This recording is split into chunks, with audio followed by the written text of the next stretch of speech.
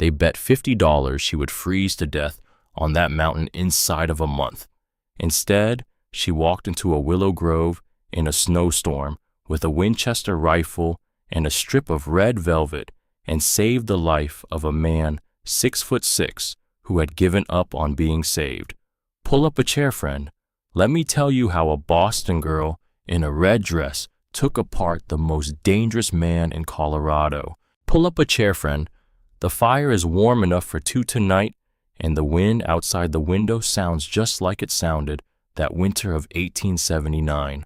I have been waiting a long time to tell you this story. My name is Mason Tate Ashby.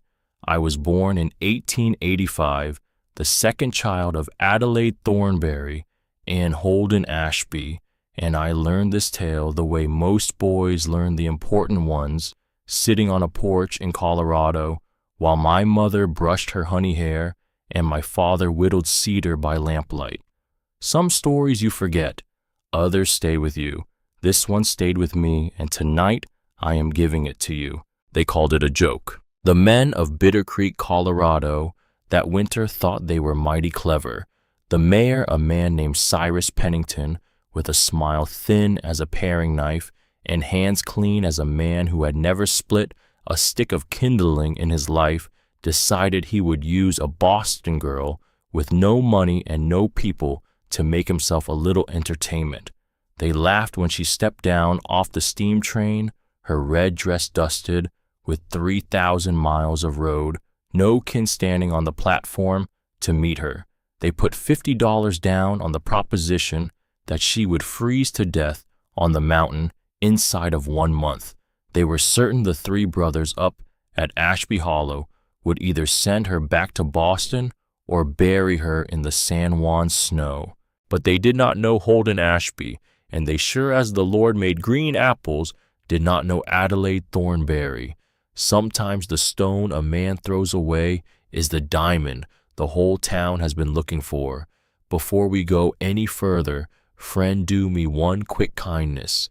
If stories like this one warm something old in your chest, press that like button right now. It tells the algorithm to carry this campfire to other folks who need it. Now then, back to the story. The cabin sat in a high pocket of the San Juan Mountains, a place the old maps marked simply as Ashby Hollow. White pine logs chinked with red clay and horsehair, a roof of cedar shake that smelled in a hot rain like a tree being born, a stone chimney built one rock at a time by the hands of a man who did not yet know he would be doing the building alone. Holden Ashby was 33 years old that November, 6'6" in his stocking feet, shoulders broad enough to carry a yearling calf across a frozen creek, and quiet enough to sit with a dying horse for half a night without saying a word. His hair was the color of dark chestnut, gone slightly sun-streaked at the temples from years of riding fence in summer light. His eyes were the color of whiskey held up to a lantern, an inheritance from a Scots-Irish mother who had come down out of the Appalachians with nothing but a Bible and a stubbornness God himself had to respect. He was sitting at the long pine table that night, alone, pouring bitter coffee from a tin pot. His hand shook a little as he poured. It was not fear. He had outgrown fear the way a boy outgrows a coat.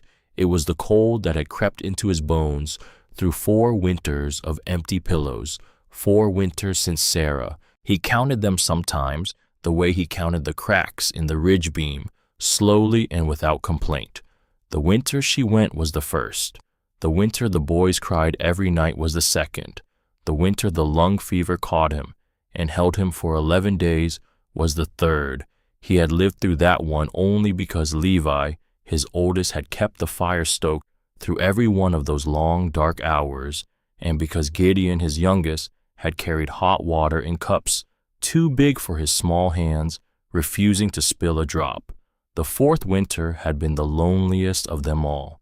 If a 5th winter took him down, he knew a thing he had been trying not to know.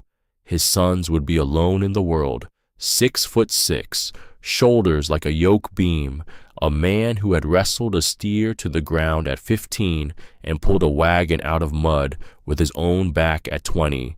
And he was scared of dying alone in a cabin where the fire would go out and nobody would notice for a week. Scared of his boys waking up to a quiet house.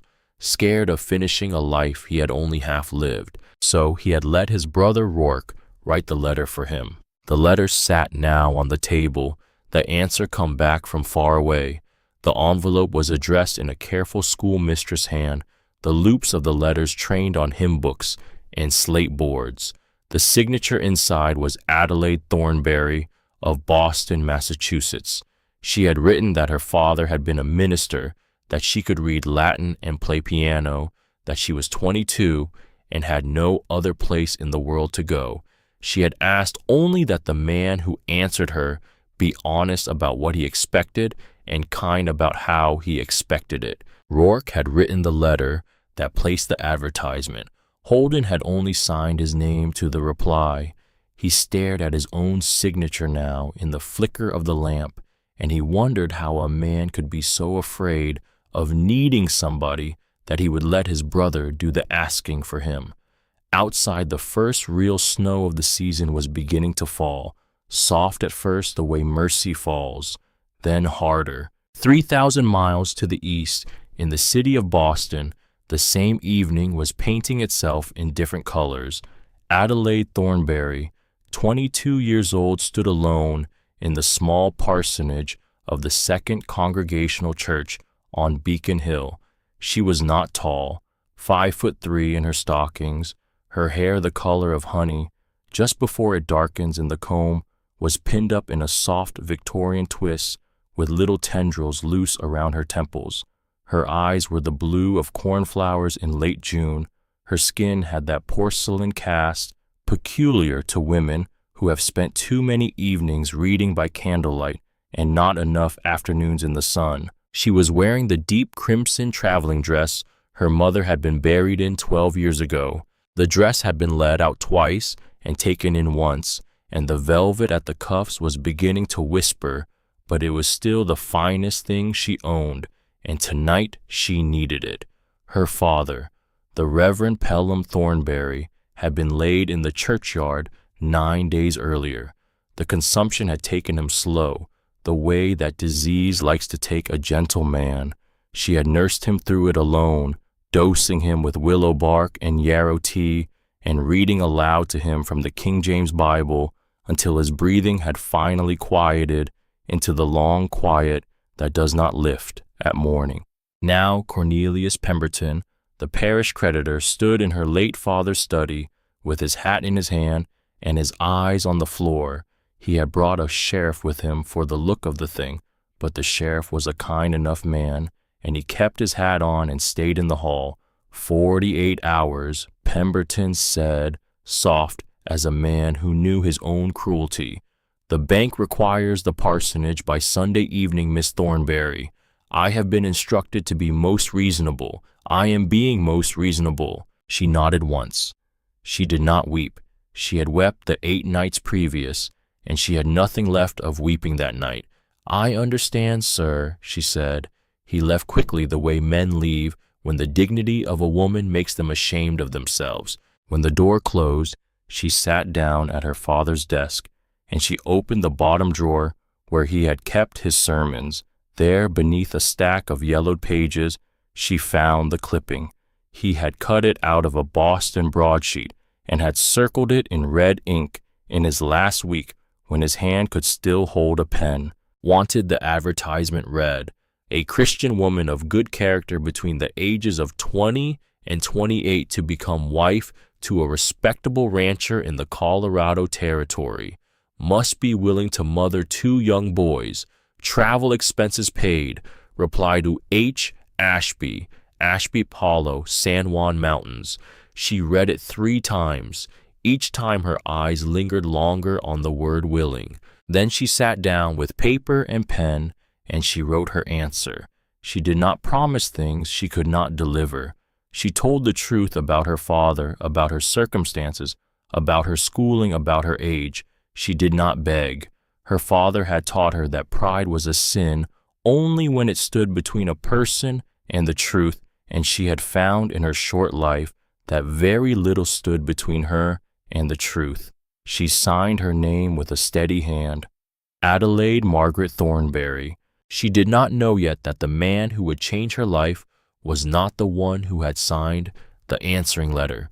She did not know yet that 36 hours from the moment she stepped onto a westbound train, 3 brothers would be standing on a porch in the San Juan Mountains, and each of them would notice her in his own way, and only one of them would be the one who was meant for her. But the wind on the rooftops of Boston was already blowing her westward. Now, folks, what happened next on that train is the part I want you to listen to careful, because every long story has one stranger who tells the heroine the truth before the truth can find her on its own. The Union Pacific carriage was the second-class kind, with hard wooden seats and windows that did not seal against the prairie wind, and Adelaide sat near the rear with her one trunk between her boots. She had used the last of her father's coins to purchase a ticket through to a place called Silver Creek Station, the nearest stop to Ashby Hollow. The journey would take 5 days. She had brought 2 books with her, a pocket Bible and a copy of Culpeper's Complete Herbal. The herbal had been her father's. He had been a minister, but he had also been a doctor of the old country sort, the kind who set bones in a parlor and brewed tinctures from chamomile and yarrow grown in his own garden. She had learned everything she knew of medicine at his elbow, and she had brought a small leather pouch of dried herbs in her trunk just in case. On the second day, somewhere west of Chicago, a woman in a black bombazine traveling dress sat down beside her and asked if the seat was taken. The woman was perhaps 55 with iron gray hair and the kind of face that had learned its quietness the hard way. Her name was Adeline Crowe. She did not introduce herself for the first hour. She only watched. Then when the train was crossing into the high prairie and the windows had begun to rattle with the cold, she leaned over and said in a low voice, "You are a mail-order bride, are you not, child?" Adelaide flinched. "Yes, ma'am," she said. The older woman smiled without warmth. "I knew it from the way you held your trunk. The girls who do not know what they are walking into, hold them tight. Where are you going?" "A place called Ashby Hollow," Adelaide said. "The nearest town is Bitter Creek, in Colorado." The older woman's face did something strange then. Adelaide saw it. The corners of her mouth went down, and the muscles around her eyes tightened, and for just a moment, Adeline Crowe looked like a woman who had been struck across the cheek and was deciding whether to strike back. "Bitter Creek," the woman said. "Lord help you." "Why?" Adelaide whispered. "There is a rule in Colorado," Adeline Crowe said. "If the town does not like you, the mountain will eat you, and if your town is Bitter Creek, the mayor of that town has a long memory and a longer reach. Are you going to a man named Ashby?" "Yes, ma'am." The woman nodded slowly, as though confirming something she had already feared. She did not say anything more for a while. Then, when the conductor came through to light the lanterns for the evening, she leaned over once more and pressed something into Adelaide's hand. It was a small folded square of paper, no bigger than a playing card. "If you ever need a friend in Colorado," the woman said, "that address will find me. I lived in Bitter Creek for 14 years. My husband owned a small dry goods store there. The mayor took it from us by lying about an unpaid debt. My husband died 3 months later of a broken heart. I tell you this so you know what kind of man you may have to face. He does not raise his voice. He smiles. That is how you will know him." Adelaide tucked the paper into the bodice of her red dress near her heart. "Thank you, ma'am," she said. The woman patted her hand once the way a mother pats a child going off to a war that the mother cannot follow her into. "Keep your wits about you," Adeline Crowe said, "and keep the dress on. Men out there underestimate a woman in red. Use that." She got off in Cheyenne the next morning. Adelaide watched her walk away down the platform until the steam from the engine swallowed her, and then she turned her face west, again toward the mountains and toward the man she had not yet met. The train pulled into Silver Creek Station at twilight on the 5th day. The platform was a single warped board run 30 feet along the side of a tin shed, and the shed had a kerosene lantern hanging from a rusted hook, and the lantern was already lit because the sun had gone down behind the peaks an hour earlier. Adelaide stepped down with her trunk, and the cold hit her like a hand pressed flat against her chest. She had never felt cold like that. It was a Colorado cold. It went through wool and through whalebone and through dignity itself. She set her trunk on the boards, and she looked around for someone who might be looking for her. No one was there. The platform was empty. Then a shape moved out of the shadow of the tin shed. It was a man, and he was tall. Not as tall as the man she would meet later that night, but tall enough that she had to lift her chin. He was wearing a dark wool coat and a wide-brimmed hat that sat low on his brow, and the lantern light caught the edge of his jaw and made it look as though it had been cut out of a piece of bronze. His eyes, when he stepped close enough for her to see them, were the same whiskey amber as his older brother's, although she did not know that yet. He did not smile. "You Thornberry," he said. It was not a question. "Yes, sir," she said. "My brother sent me to fetch you. Storm coming in. We have got about 3 hours before that pass closes. Get on the wagon." She did not move yet. She wanted to know who he was. "I am Rourke Ashby," he said, reading her hesitation. "Holden's middle brother. He is back at the cabin with the boys. Belgian draft is named Old Solomon. He will get us up the mountain if anything will. Climb up." She climbed up. He swung her trunk into the back of the wagon with one arm as if it weighed nothing. He pulled a heavy buffalo robe from the seat and laid it across her lap without asking. He shook the reins and clucked once to the great cream-colored draft horse, and the wagon lurched forward into the snow. They had gone perhaps 20 feet when a voice called out from the platform behind them, "Miss Thornberry!" Rourke pulled up sharp. The horse blew steam. Adelaide turned in her seat and saw a man standing at the edge of the lantern light. He was perhaps 52 years old, of medium height, dressed in a black broadcloth suit and a gray wool overcoat that had cost more money than Adelaide had ever held in her hand. He wore a flat-brimmed banker's hat.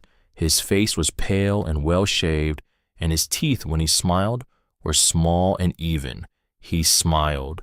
That is how she knew him. "Cyrus Pennington," the man said, lifting his hat. "Mayor of Bitter Creek. I run the bank as well. I happened to be at the station this evening, and I could not help but notice a young lady stepping off the train with no one to greet her. May I have the honor of offering you a more civilized welcome than this gentleman is currently providing?" Beside her, Rourke had gone very still. His right hand had drifted to his hip, where the butt of a Colt 44 was visible above the line of his coat. "She is being met," Sir Rourke said. "She is being met by family," Pennington said, and his smile did not falter. "That is a generous word, Mr. Ashby. You see, Miss Thornberry, this man's older brother, the one to whom you have apparently promised yourself, was married for 5 years to my sister, my only sister. Her name was Sarah. She died in that cabin you are about to be carried up to. She died because she did not get a doctor in time.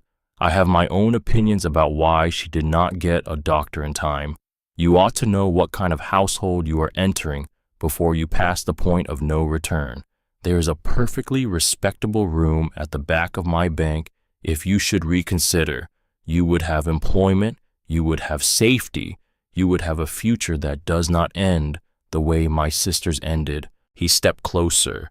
The lantern light slid over his teeth. "The Ashby brothers," he said quietly, "are snakes in the grass of these mountains." Adelaide felt her hand close around the small folded paper in her bodice, smiling. That is how you will know him." She lifted her chin. "Mr. Pennington," she said, and she was surprised at how steady her own voice sounded.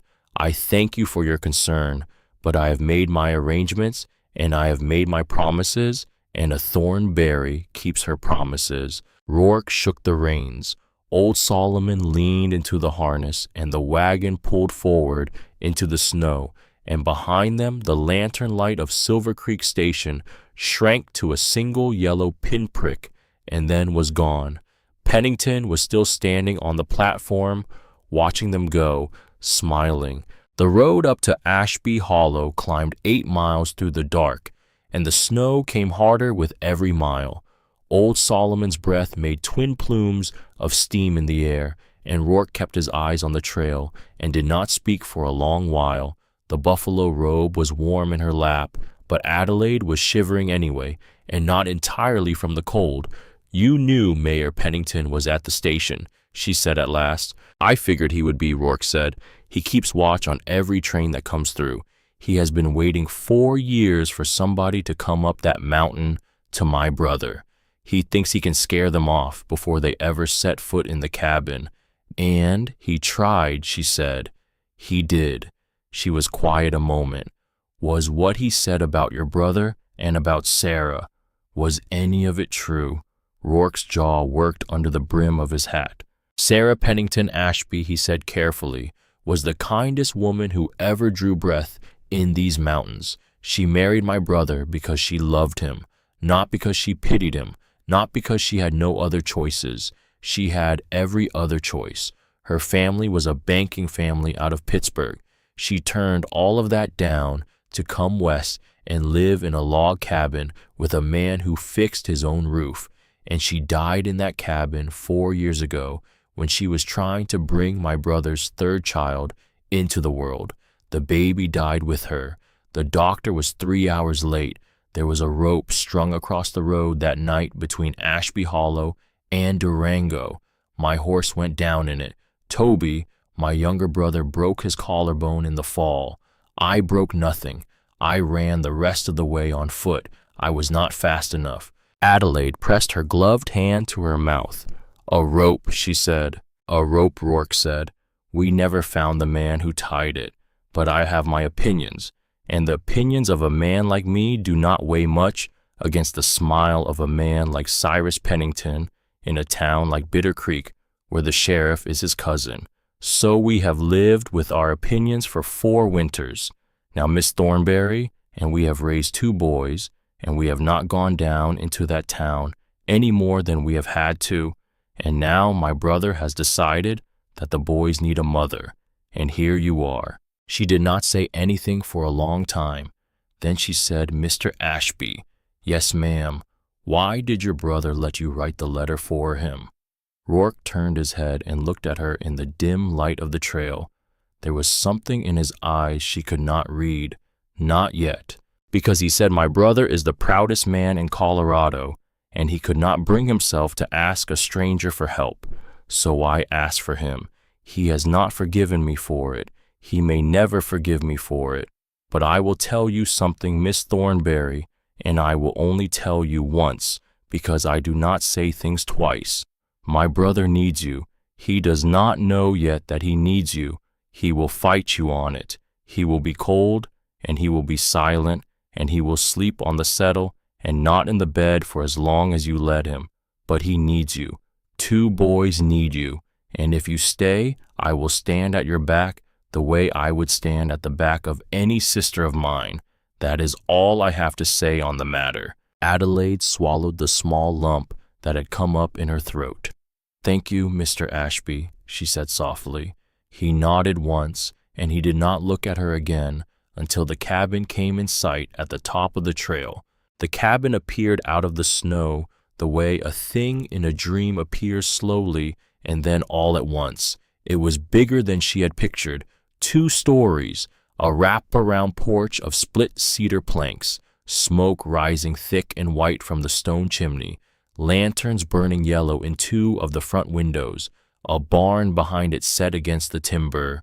3 figures were standing on the porch. The largest stood in the center. He was so tall that she had to tilt her head to see his face when the wagon pulled up. He wore a heavy bearskin coat. The fur turned outward, and the lamplight caught the gold in his eyes and made them glow. That was Holden. She knew it before Rourke said his name. To his left stood another man almost as tall, with broader shoulders and a younger face. He held a blacksmith's hammer in one hand. There was soot on his forearm and a long, pale scar running down across his ribs where the open shirt showed under his vest. That was Tobias, the youngest brother, Toby. And behind both men, half hidden by Tobias's leg, were two boys. The older one had his mother's dark hair and his father's whiskey eyes, and he was watching the wagon roll up with the cold judgment of a child who has decided not to like anyone new ever again. That was Levi. He was 9. The smaller boy, peeking out from behind his uncle, had soft brown curls and a face round with leftover babyhood, although the eyes in that round face were old, far older than 7 years ought to have made them. That was Gideon. Rourke set the brake. He climbed down. He came around to her side and offered her his gloved hand and helped her down into the snow as if she were made of porcelain. "Holden," he said, "this is Miss Adelaide Thornberry of Boston." Holden Ashby came down the porch steps slow and heavy, the way a tall man does when he is not in a hurry. His shadow fell across her in the lamplight before he himself did. He stopped one step away from her and looked down at her. The top of her head came barely to the middle of his chest. "You," he said, and then he stopped, and then he started again. "You are smaller than I thought you would be. I am sorry if that disappoints you, Mr. Ashby," she said. "I did not say it disappointed me," he said. "I said you were smaller and colder. Toby, bring in firewood for the upstairs room. Rourke, see to old Solomon, Miss Thornberry, inside before you freeze on my porch." He turned and went back up the steps. She followed. The two boys had not spoken.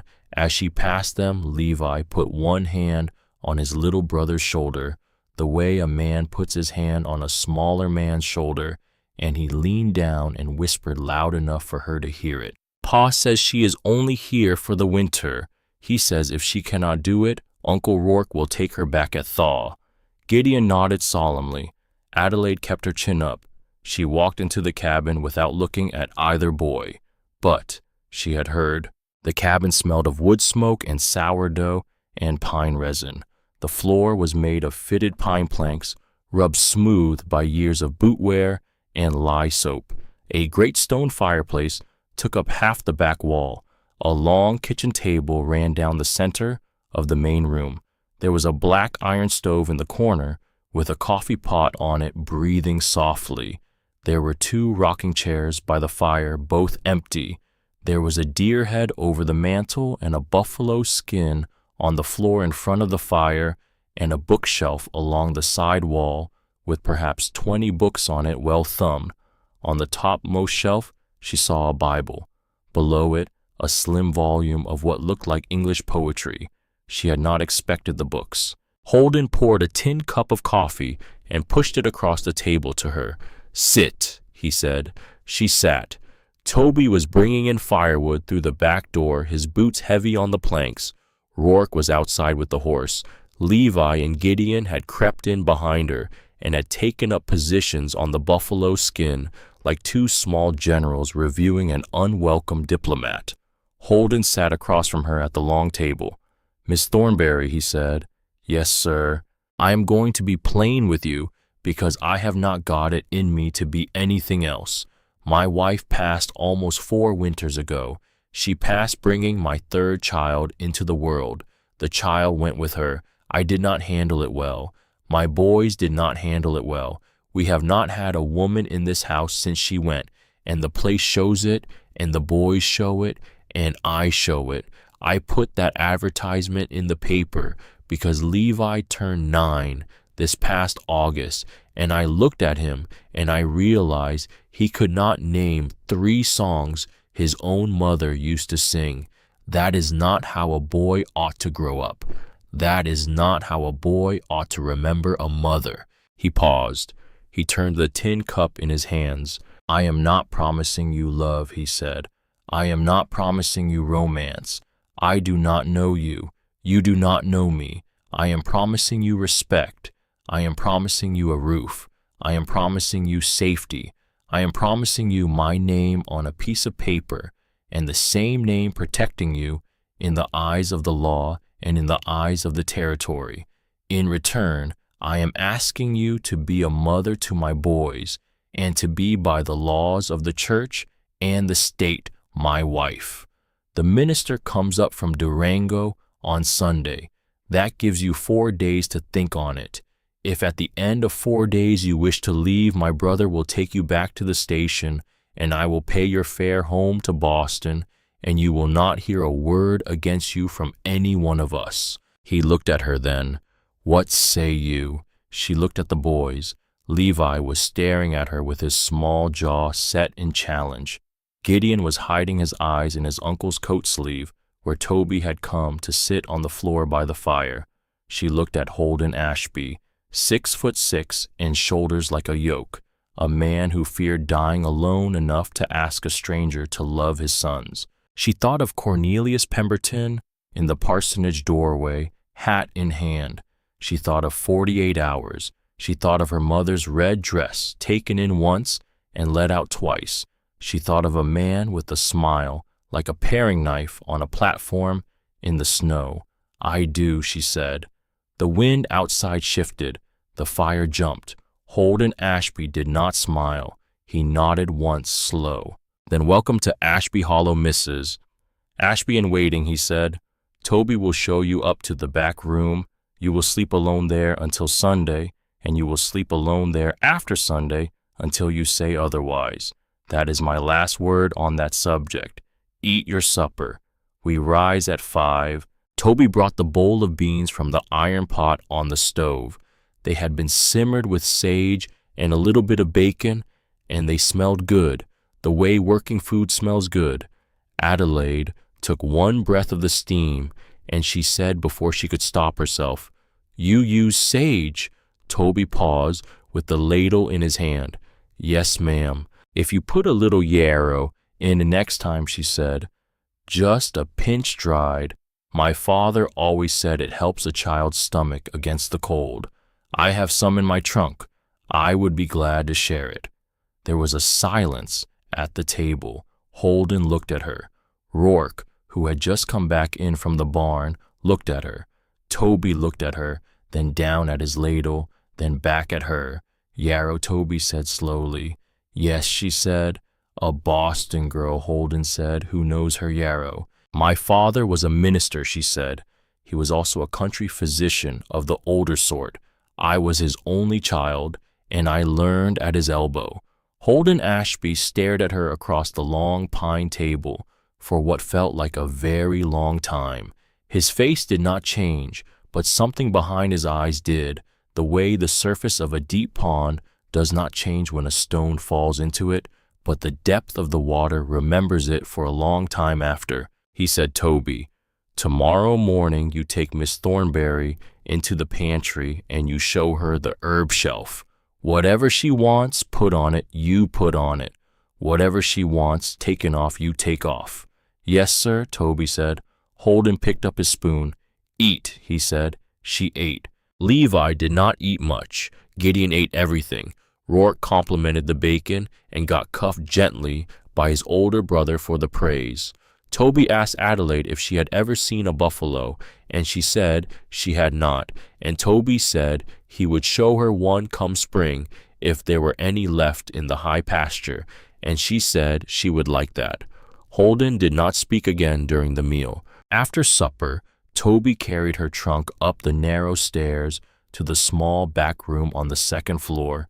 The room had a single bed made up with a clean wool blanket, a washstand with a pitcher and basin, a small iron stove already lit, and a window that looked out over the dark slope of the mountain. He set the trunk down at the foot of the bed. "Ma'am," he said awkwardly, I just want to say the yarrow thing. That was kind of you. Sarah used to do that. The yarrow. She was the only one in the cabin who knew her herbs. Holden has not heard anybody talk like that in this house in 4 years. I just thought you should know. He did not wait for her to answer. He went back down the stairs. She closed the door and she sat down on the bed, and she finally let herself cry, but only for a minute and only quietly, because the boys were sleeping in the room across the hall, and they had cried enough nights of their own. Then she dried her eyes on the cuff of the red dress, and she stood up, and she opened the trunk, and she took out her pocket Bible and the small leather pouch of dried herbs, and she set them carefully on the washstand. Pull up your chair a little closer to the fire, friend. We are not done yet, not by a long stretch. Down at the bottom of the mountain that very night, in a stone-walled office, at the back of the Bitter Creek Bank, Cyrus Pennington was sitting at a roll-top desk by lamplight, and he was writing a letter of his own. He wrote the letter in a careful banker's hand. He addressed it to himself in his official capacity as mayor. He dated it 3 weeks earlier than the day he was actually writing it. He signed it at the bottom with the name Sarah Pennington Ashby. He had been practicing that signature for 4 months. He had her old signature taken from a Christmas card she had sent him in 1872, pinned to the desk in front of him as a model. He copied it now with the patience of a man who has all winter.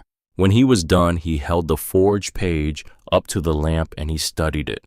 The S in Sarah was not quite right.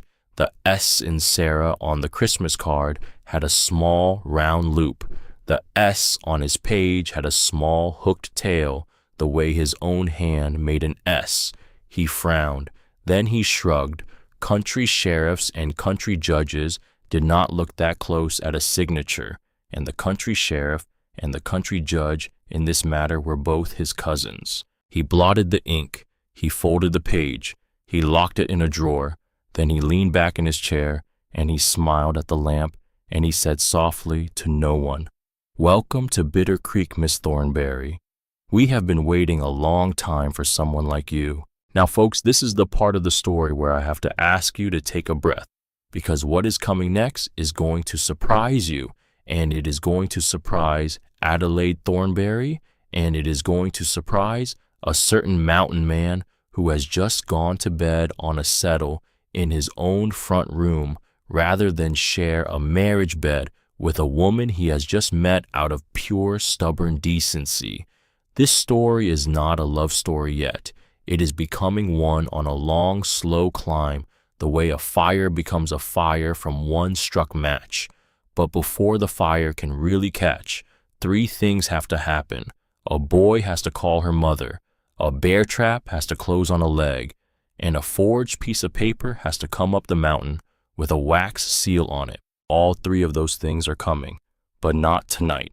Tonight, Adelaide Thornberry blew out her lamp, and she lay down on the small bed in the small room, and she listened to the wind work its way around the eaves of Ashby Hollow, and she thought about a man on a railroad platform with a smile like a paring knife, and she thought about a man at the bottom of a staircase who had told her that he could not promise her love, and she thought about 2 boys on a buffalo skin who had decided they did not want her. And she said very quietly into the dark, to a father she had buried 9 days before, and to a mother she had buried 12 years before that, "I am here," she said. "I do not know what I am yet to these people, but I am here, and I am not leaving." Outside the window on the high dark slope of the San Juan Range, the snow kept falling. 8 miles below, the lamps of Bitter Creek burned yellow in their windows, and in a stone-walled office at the back of a small bank, the ink on a forged page was already drying, waiting for its hour. 3 weeks from this moment, that page would come up the mountain, and nothing on Ashby Hollow would ever be the same. The first morning at Ashby Hollow began before the sun had any opinion about whether it intended to rise. Adelaide woke in the small back room to the sound of an axe striking wood. The sound came up through the floorboards from somewhere outside, steady and patient, the way a clock sounds when a man has decided not to be late for anything ever again. She lay there a moment in the cold gray light, her breath making small clouds above her, and she counted the strokes, 47 before the rhythm broke, then a pause and the soft thump of split logs being stacked, and then the strokes began again. She got out of bed. The floor was cold enough to take her breath. She poured water from the pitcher into the basin and broke the thin crust of ice on top with her knuckle. She washed her face. She braided her honey hair into a long plait down her back the way her mother had taught her. She put on the second of her 2 dresses, a plain dove gray wool with a high collar and small pearl buttons. She pinned a small antique cameo at her throat. The cameo had been her mother's. It was the only thing of her mother's that she had not had to sell. She went downstairs. Toby Ashby was at the iron stove pouring coffee. He had not heard her come down. He was standing in his shirt sleeves, the long pale scar along his ribs, hidden now under linen, and he was humming a tune she did not know. When he turned and saw her standing at the foot of the stairs, he nearly dropped the coffee pot. "Ma'am," he said, "you are up early?" "I am used to early," she said. He set the coffee pot down. He pulled out a chair for her at the long pine table. She thanked him and she sat, and he set a tin cup of black coffee in front of her and a plate with 2 slices of cold cornbread and a small dish of molasses. "Holden is already out," Toby said. "Levi is helping him with the woodpile. Gideon is in the barn with the milk cow. Rourke went up the ridge to check his trap line. He will not be back until evening. The boys are to do their chores first and their reading after. Holden said you should pick up the reading lessons today, if you are willing." "I am willing," Adelaide said. Toby nodded. He hesitated. "Ma'am," he said about the herb shelf. "I have not forgotten," she said. "Whenever you are ready. The pantry is through that door." She finished her coffee and her cornbread. She followed him through the door. The pantry was a small room off the back of the kitchen. It had floor-to-ceiling shelves of plain pine, all of them lined with crockery jars and tin cans and small cloth bags tied with twine. The herb shelf was the lowest one. It was almost empty. There were 3 small jars on it, sage salt and something that had once been thyme, but had gone gray and lost its smell. "This was hers," Toby said softly. "Sarah's. She kept it stocked. After she went, no one knew what to do with it. We left it. Then we forgot it." Adelaide knelt down. She picked up the jar of gray thyme. She held it under her nose. She set it down gently. "I will need fresh of nearly everything," she said. "Yarrow, of course. Chamomile, peppermint, comfrey for bruises and sprains, willow bark for fever, mullein for the lungs, calendula if we can find any in the high meadows come summer, and lavender if a freight wagon ever comes through with any. My father said a kitchen without lavender is a kitchen without a soul." "I will write it down," Toby said. "There is a freight wagon comes through Silver Creek twice a month. I will ride down next week and put in an order." "Anything else, ma'am?" "Yes," she said. She stood up. She brushed the dust of 4 years off the front of her dove gray dress. "I would like a hook on the back of the pantry door, please," she said, "for drying bundles, and a clean board for cutting herbs, and if you have one to spare, a small mortar and pestle." "I will rig the hook this morning," Toby said. "The board I can make by noon. The mortar and pestle I will have to think on." She turned to look at him. "Mr. Ashby," she said. "Yes, ma'am. Why are you so kind to me?" Toby looked down at the floor. He scuffed one boot against the pine planks. "Because, ma'am," he said, "when Sarah went, my brother Holden stopped speaking for a year. Not stopped speaking entirely. He still gave orders. He still asked us to pass the salt, but he did not say one word that was not necessary for 1 whole year. And last night at supper, when you said the word yarrow, I watched my brother's face, and for the first time in 4 years, I saw him look at a person instead of through them. That is why I am kind to you. He left to find a hook. She stood alone in the pantry for a moment. Then she dried her eyes on the cuff of her sleeve, and she went to find the boys. Levi was on the woodpile when she came around the side of the cabin. He had his father's axe across his small shoulder, although his father was the one swinging it. Holden Ashby stood in the snow without his coat, his shirt sleeves rolled to the elbow, his breath coming out in great white plumes, and the rhythm of his work was the rhythm Adelaide had heard from her bed at dawn. He was splitting rounds of white pine. The pieces fell away clean from the maul, two halves at a stroke, the wood pale and fragrant in the cold morning air. Levi was stacking the splits against the cabin wall, one piece at a time, his cheeks pink with effort and pride. Holden saw her. He did not stop swinging. "Mrs. Ashby, in waiting," he said. "There you are. I would like the boys for their reading," she said, "when they are free." "Levi has another quarter hour on this stack," Holden said. "Gideon will be done with the cow by now. Take Gideon first. Levi will come when he is finished with his work, and not 1 minute before. We do not start a thing in this house and not finish it." "Yes, sir," Adelaide said. She walked toward the barn. "Mrs. Ashby," Holden said behind her. She turned. He had stopped swinging now. The maul rested head down in the snow. He was looking at her across 20 feet of cold morning air, and his shirt was open at the throat from the heat of his work, and the whiskey light in his eyes was steady. "You sleep all right," he said. "Yes, sir," she said. "Thank you." "Good," he said. Then he picked up the maul again, and he split another round in two, and the conversation was over. She found Gideon in the barn. He was sitting on a 3-legged stool with his small forehead pressed against the warm flank of a brown Jersey cow. The cow's name, he had told her at supper the night before, was Patience. The bucket beneath the cow was about a third full.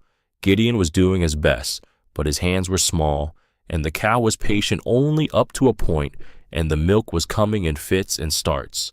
Adelaide sat down on the straw beside him. "May I show you something?" she said. He did not answer. He did not look at her. He just kept squeezing. "When I was your age," she said, "my father took me to a farm in the country outside Boston. The farm belonged to an old woman named Mrs. Hollins. Mrs. Hollins had 3 cows. She told me that a cow does not give her milk to a person. She gives her milk to a friend. So before you start to milk, you say good morning to her.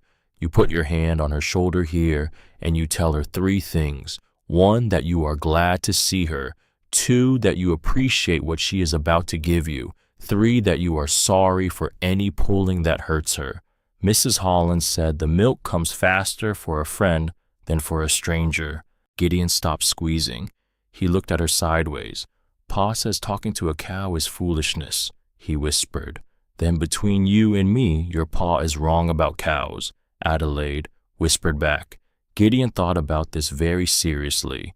Then he stood up. He walked around to Patience's head. He put his hand on her shoulder. He looked her in her great brown eye. "Good morning," he said. "I am glad to see you. I am sorry for the pulling. Thank you for the milk." He came back. He sat down. He started squeezing. The milk came in a steady white stream. Gideon's small mouth fell open. "She did it," he whispered. "She did," Adelaide said. He milked her in silence for a minute. Then, without taking his eyes off the bucket, he said in the smallest voice she had yet heard from him, "What was your father's name?"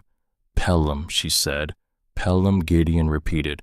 "That is a funny name." "It is," she said. He thought so too. "Did he die?" "Yes," she said. 9 days ago, before I came here." Gideon stopped squeezing for 1 beat. Then he started again. "My ma died too," he said. "I do not remember her. Levi remembers her. He says I am too small to remember. He gets mad if I say I do remember her, because I do not really. I just remember a smell. I remember she smelled like soap and bread." "That is a good thing to remember," Adelaide said. "I think a person's smell is the part of them that stays the longest. Gideon nodded. He kept milking. After a while, he said very quietly, "What did your paws smell like?" "Pipe tobacco," Adelaide said, "and ink, and the soap they used in the church basin." Gideon nodded again. "Levi will not like it. He said that you talked to me in the barn." "I will not tell him," Adelaide said.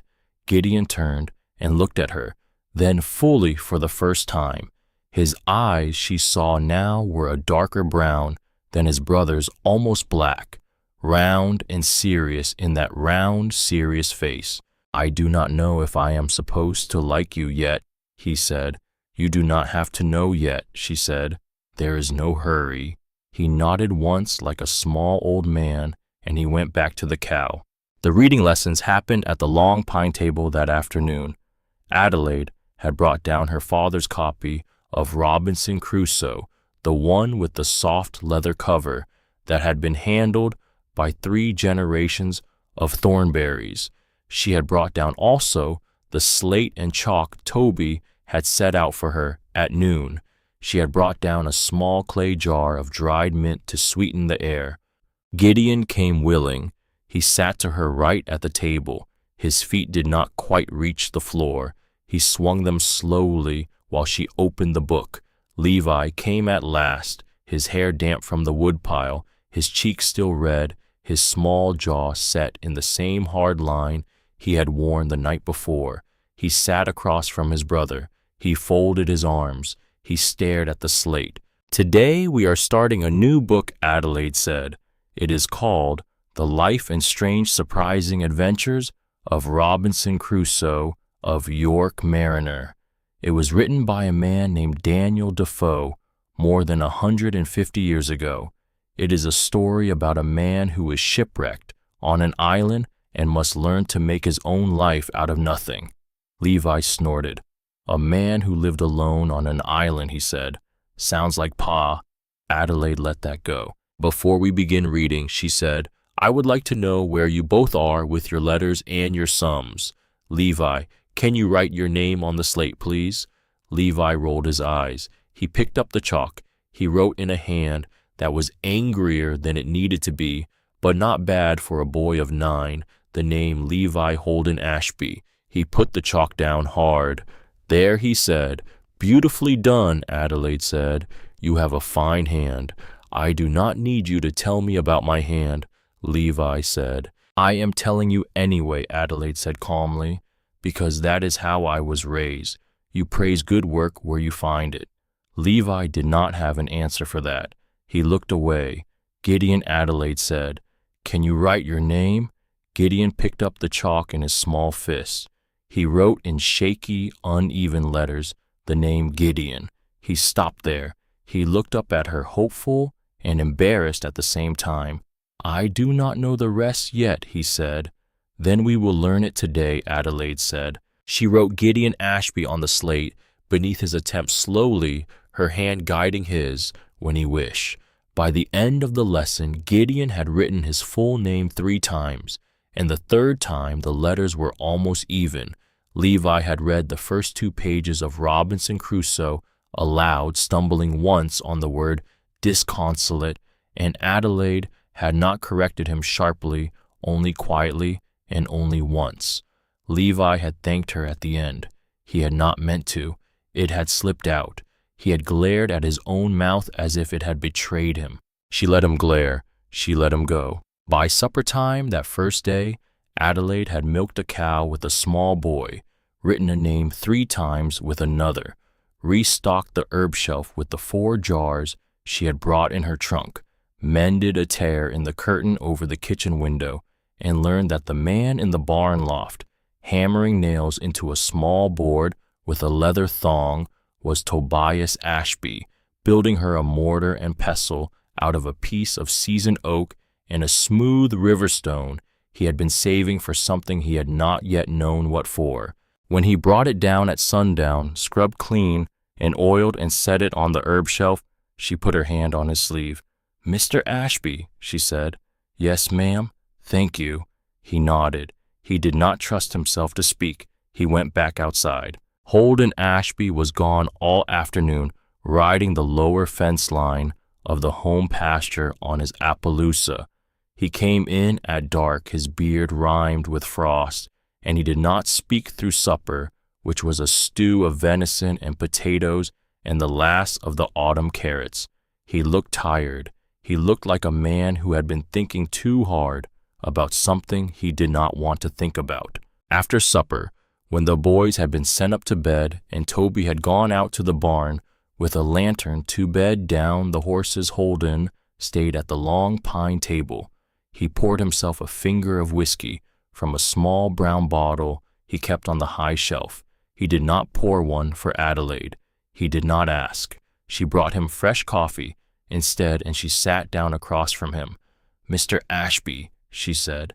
He looked up. "I would like to ask you a question," she said, "and I would like you to answer me plain." He nodded once. "Why did you not write the letter yourself?" The amber eyes went very still. He did not answer for a long moment. He turned the small whiskey glass between his fingers.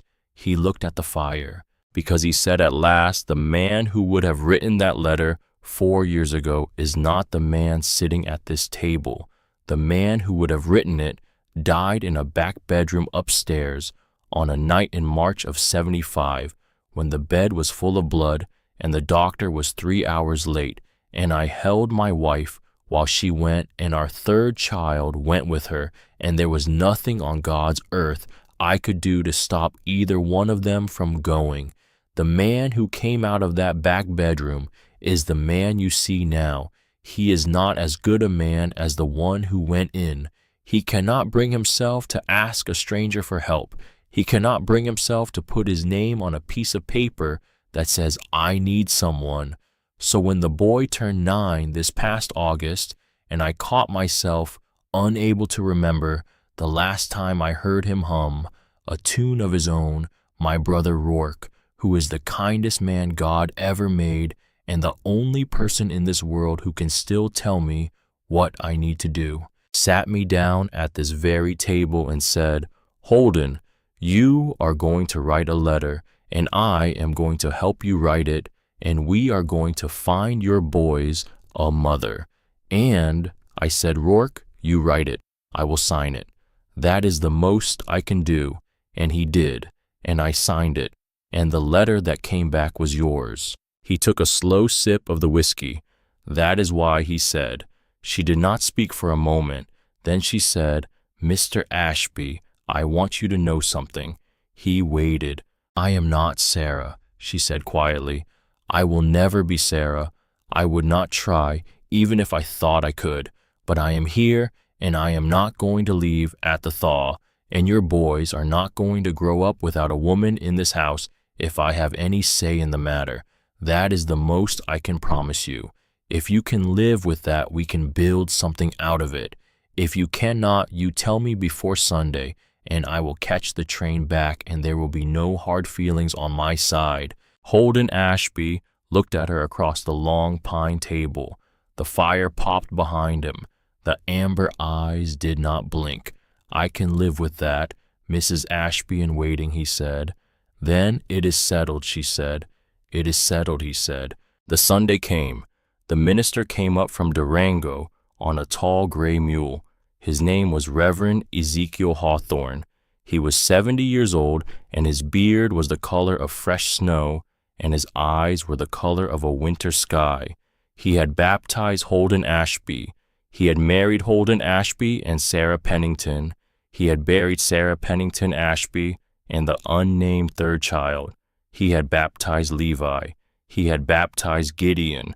He had known 3 generations of Ashby men. He sat with Holden alone in the front room for half an hour before the ceremony. Adelaide did not hear what they said. When he came out, his eyes were a little wet, and he nodded at her once across the room, and that nod was a benediction. She understood in that nod that the old man had taken her measure and had not found her wanting. The ceremony was brief. Adelaide wore the deep crimson dress her mother had been buried in. Holden wore a clean black coat and a white shirt that Toby had ironed for him. Rourke stood as best man. Toby stood as witness. Levi stood with his arms crossed at the back of the small gathering. Gideon stood close to Adelaide's skirt and slipped one small hand into hers when no one was watching. She did not look down. She squeezed his hand once and let it go. Adelaide Margaret Thornberry. The old minister said, "Do you take this man, Holden James Ashby, to be your wedded husband, to love and honor and cherish in sickness and in health, in want and in plenty, until death shall part you?" "I do," she said. Holden James Ashby. The minister said, "Do you take this woman, Adelaide Margaret Thornberry, to be your wedded wife, to love and honor and cherish in sickness and in health, in want and in plenty, until death shall part you?" Holden Ashby paused. It was only for the space of one breath, but Adelaide felt it. The whole room felt it. The 4 years of empty bed felt it. The back bedroom in the spring of '75 felt it. Then he said the two words in a voice that was lower and rougher than she had yet heard from him. "I do." He slid the ring onto her finger. It was a plain gold band, no stone, no engraving on the outside, but she would see later that night by lamplight, when she took it off to wash her hands, that on the inside of the band, in a small, careful script, one word had been engraved by a blacksmith brother who knew his older brother's heart better than his older brother did. Endure. The supper that night was venison stew again, because Toby had not had time to butcher anything fresh, but there was a small dried apple pie that Adelaide had made that afternoon while the men were at the barn, and the boys were so unused to dessert that Gideon ate his and then sat very still in his chair, looking at the empty plate as if it had played a trick on him. After supper, the boys were sent up to bed. Rourke clapped Holden on the shoulder once hard and went out to the barn to sleep in the loft so that the new married couple might have the cabin to themselves. Toby kissed Adelaide chastely on the forehead, the way a brother kisses a sister, and went out to the lean-to off the smithy where he kept his own bunk. Reverend Hawthorne had ridden back down to Durango directly after the ceremony. The cabin grew quiet. The fire was low. The clock on the mantel, which had belonged to Holden's Scots-Irish mother, ticked steady and slow. Adelaide stood at the foot of the stairs in her crimson dress. Holden Ashby stood at the door of the front room, holding a wool blanket over one arm and a single feather pillow under the other. He cleared his throat. "Mrs. Ashby," he said. "Yes," she said. "The bed upstairs is yours, the whole of it. I will sleep down here on the settle the way I told you the first night. I will sleep down here every night until you tell me otherwise. I am not asking you to tell me otherwise. I want that to be clear. You will tell me otherwise when and only when you wish to. If you never wish to, that is your right, and you will not hear one word of complaint from me about it. Do you understand me?" "I understand you," she said. "Good night, Mrs. Ashby." "Good night, Mr. Ashby." She climbed the stairs. She closed the door of the back room behind her. She lit the small lamp on the washstand. She unpinned her hair and let the long honey braid fall down her back. She unbuttoned the small pearl buttons of the crimson dress and hung the dress carefully on the peg behind the door.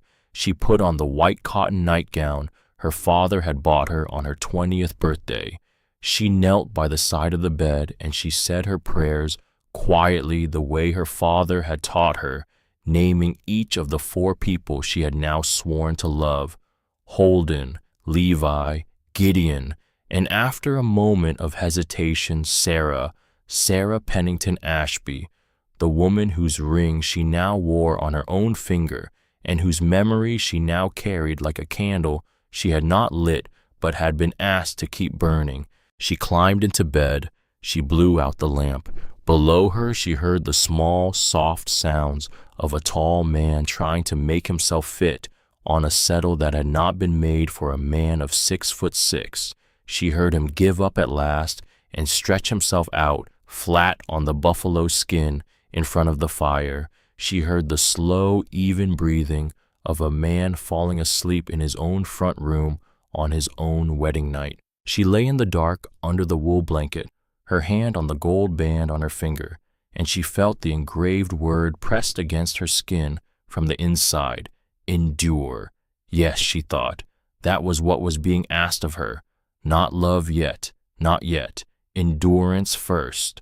Love would come if it came at all on the far side of endurance. She knew that already. She did not know how she knew it, but she knew it. She slept.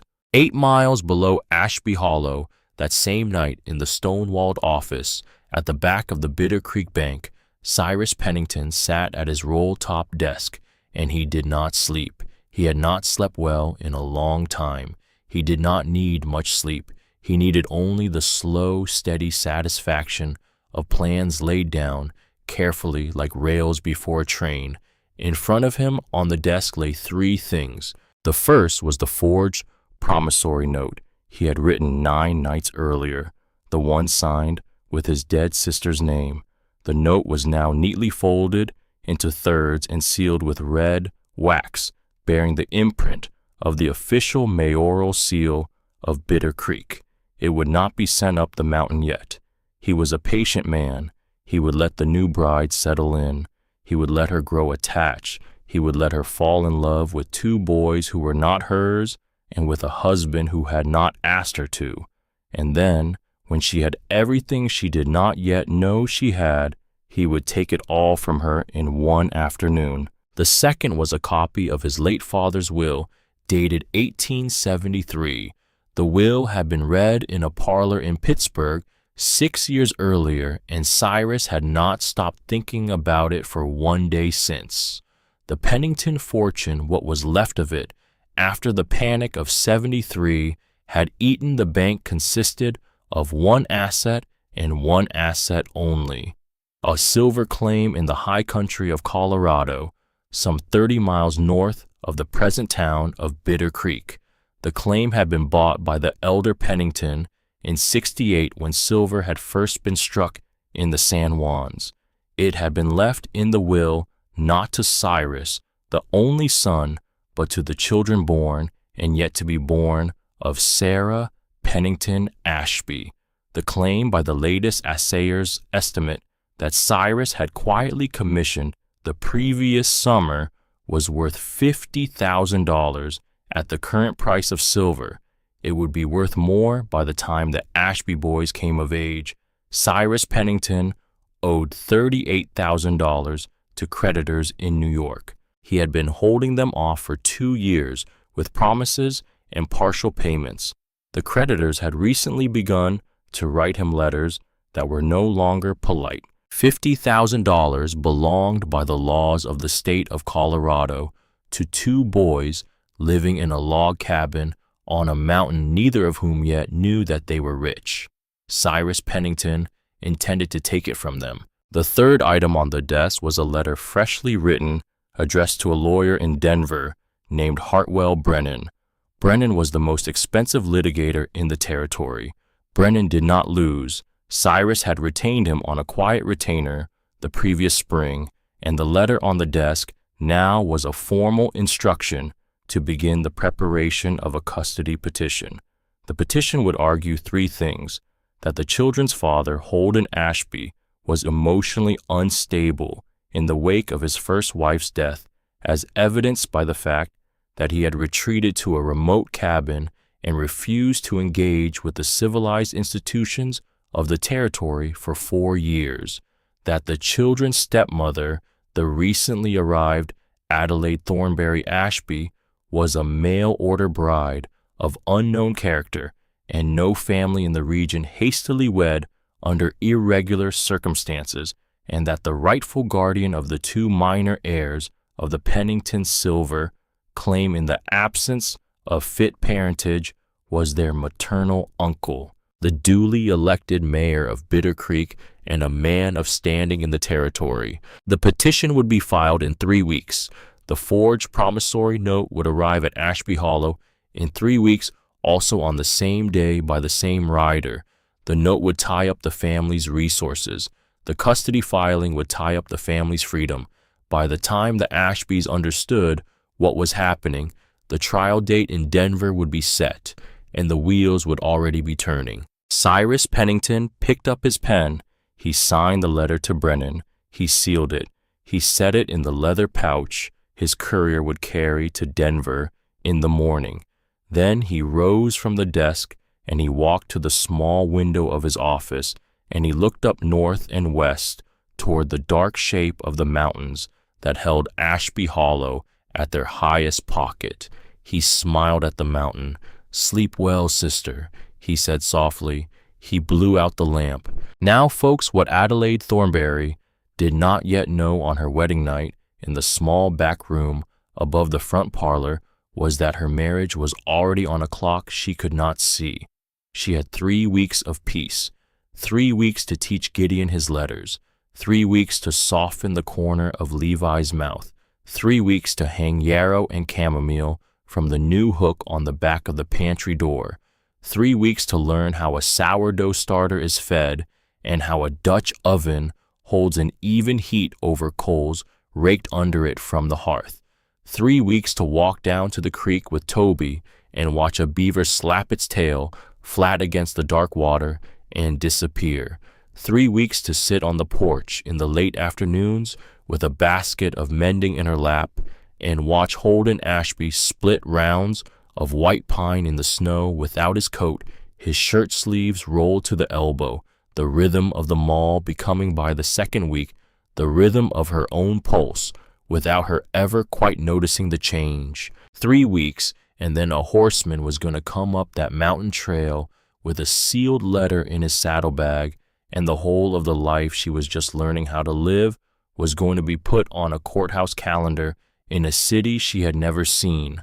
But that is for the next chapter of this campfire. For now, on her first night as a wife, Adelaide Ashby slept in a clean bed, in a clean room, in a clean house on a clean mountain, and the snow came down soft and steady on the cedar shake roof, and the man she had married slept on the buffalo skin in front of the fire, 2 floors below her, and neither of them yet knew that a clock was running or how loud when it finally struck that clock was going to be. The first week passed the way the first weeks of a new marriage always pass on a working ranch in a high country November.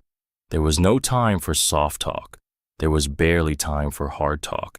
There were chores from before sunup until after sundown, and the chores did not care that a woman had just come up the mountain in a red dress, and the chores did not care that 2 boys had been told to call her something they had not yet decided whether to call her.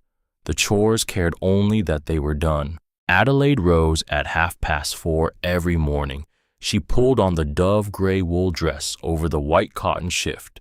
She pinned the cameo at her throat. She braided her honey hair into the long plait, and she went down to the kitchen and she lit the stove.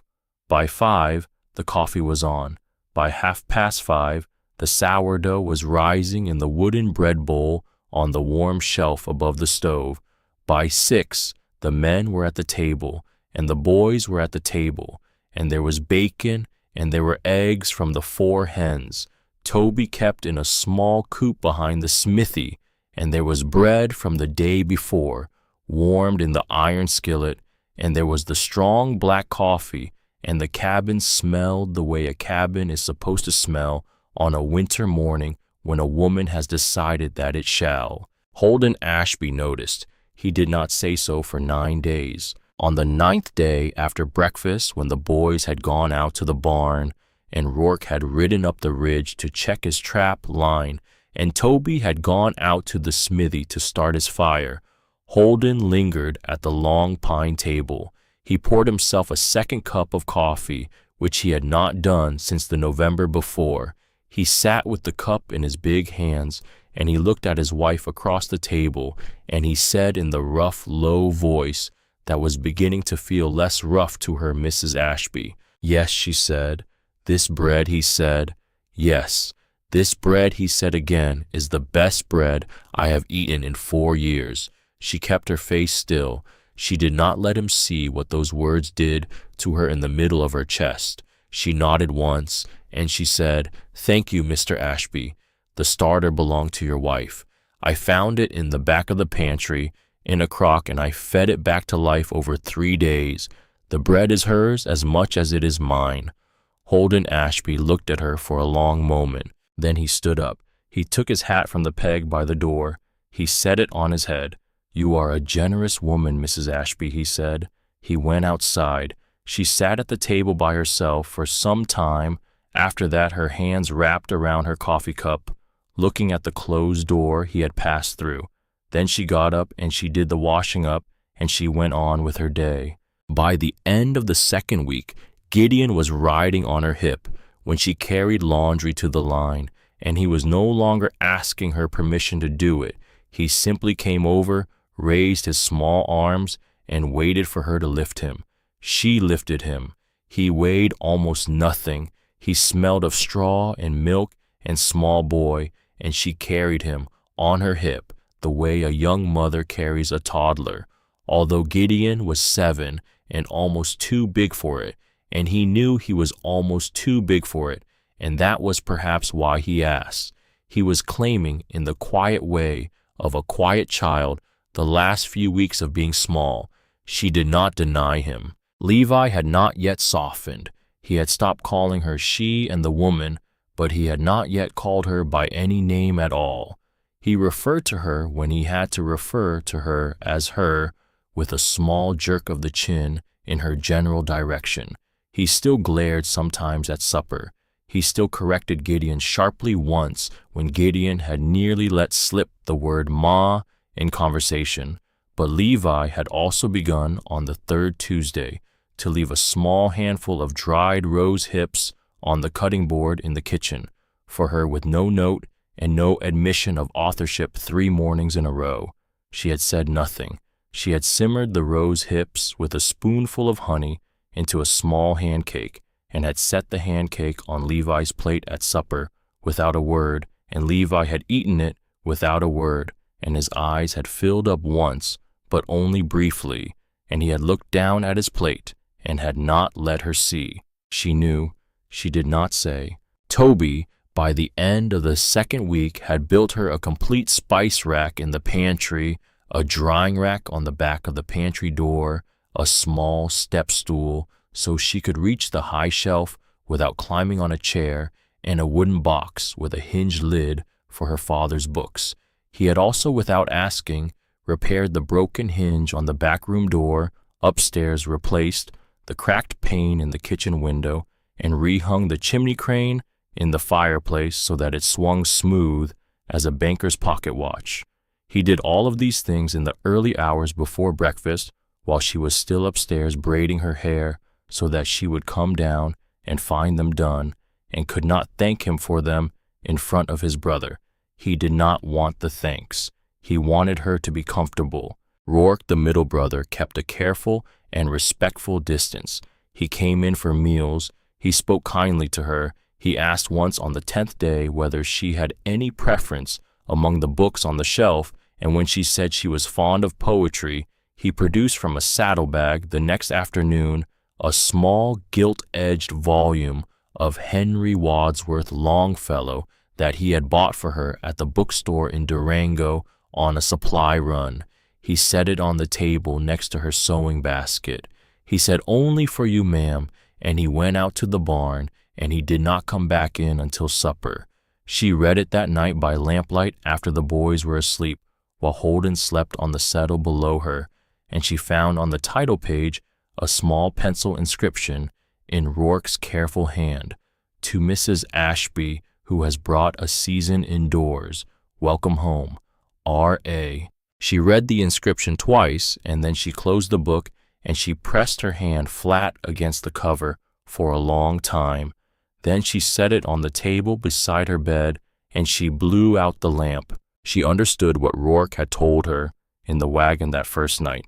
He would stand at her back the way he would stand at the back of any sister of his.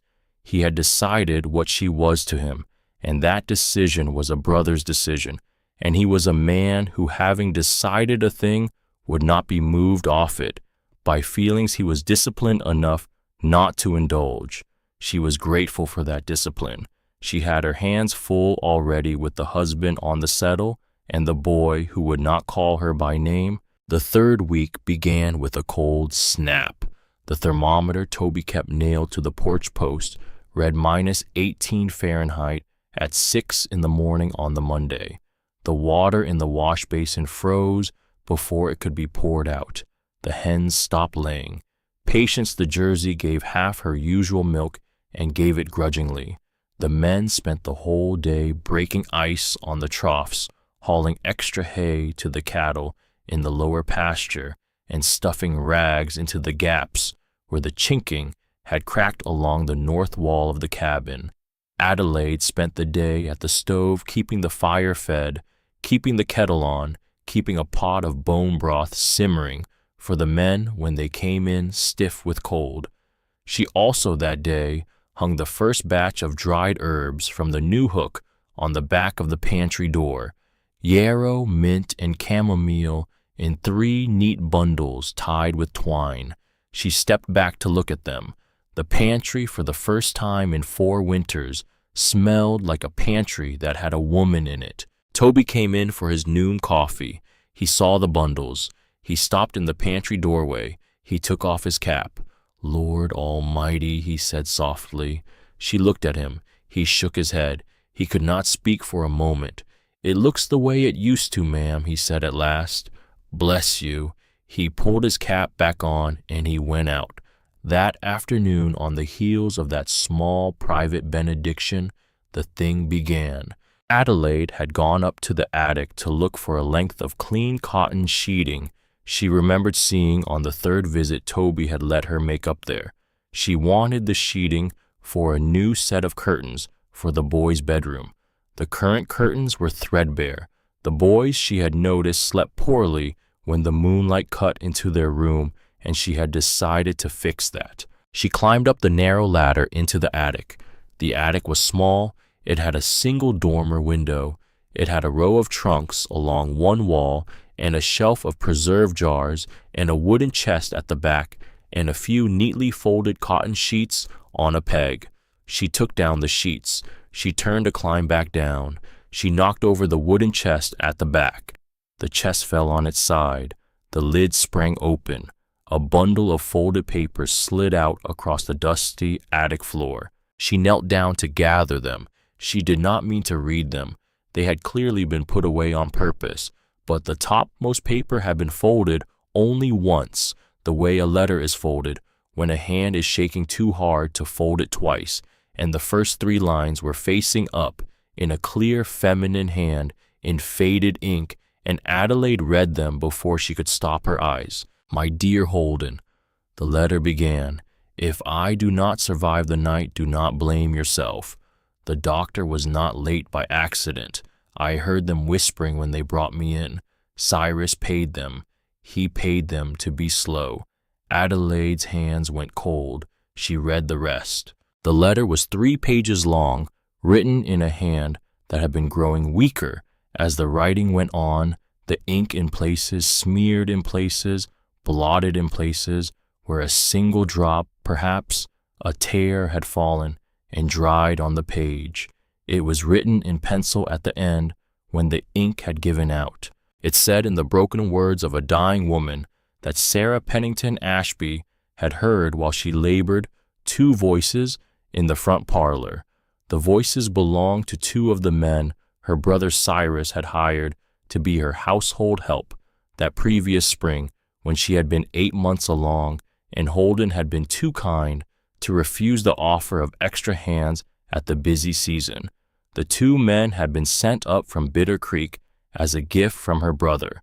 Both had ridden out that afternoon when her labor began. Both had been entrusted with riding to Durango to fetch the doctor. Sarah had heard them while she labored in the back bedroom, sitting in the front parlor, making small, loud comments to each other about the road, about how slick the road was, about how a man would be a fool to ride that road too fast, about how they ought to take the long way through the canyon, about how the mistress of the house could surely hold on a few hours more. They were laughing as they said it. They had been paid. The laughter said clearly to be slow. She had not been able in her labor to call out.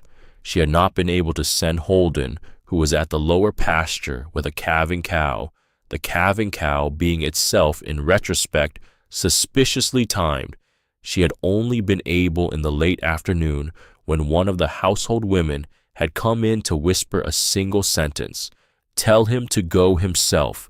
Tell him do not trust the riders. Tell him. The household woman had told Holden. Holden had ridden himself with Toby at his side and Rourke 15 minutes behind, and they had ridden into the rope strung across the road in the dark, and Toby's collarbone had broken, and Rourke had run the rest of the way on foot, and the doctor had come 3 hours late, and Sarah had bled out in her own bed at 15 minutes past midnight, and the unnamed daughter had gone with her 7 minutes after that. The letter said all of this. The letter said at the end in pencil, in a hand barely legible, "My darling, my only love, do not let Cyrus win. Do not let my death be for nothing. If you ever doubt who killed me, look at his hands. They are clean. They are always clean. That is how a man like him kills, with clean hands. Promise me." The letter was signed, Sarah. Adelaide sat on the cold attic floor with the letter in her hand, and she could not move. She did not know how long she sat. The light through the dormer window changed. Her feet went numb. At some point she became aware that her own face was wet, and she did not remember beginning to cry.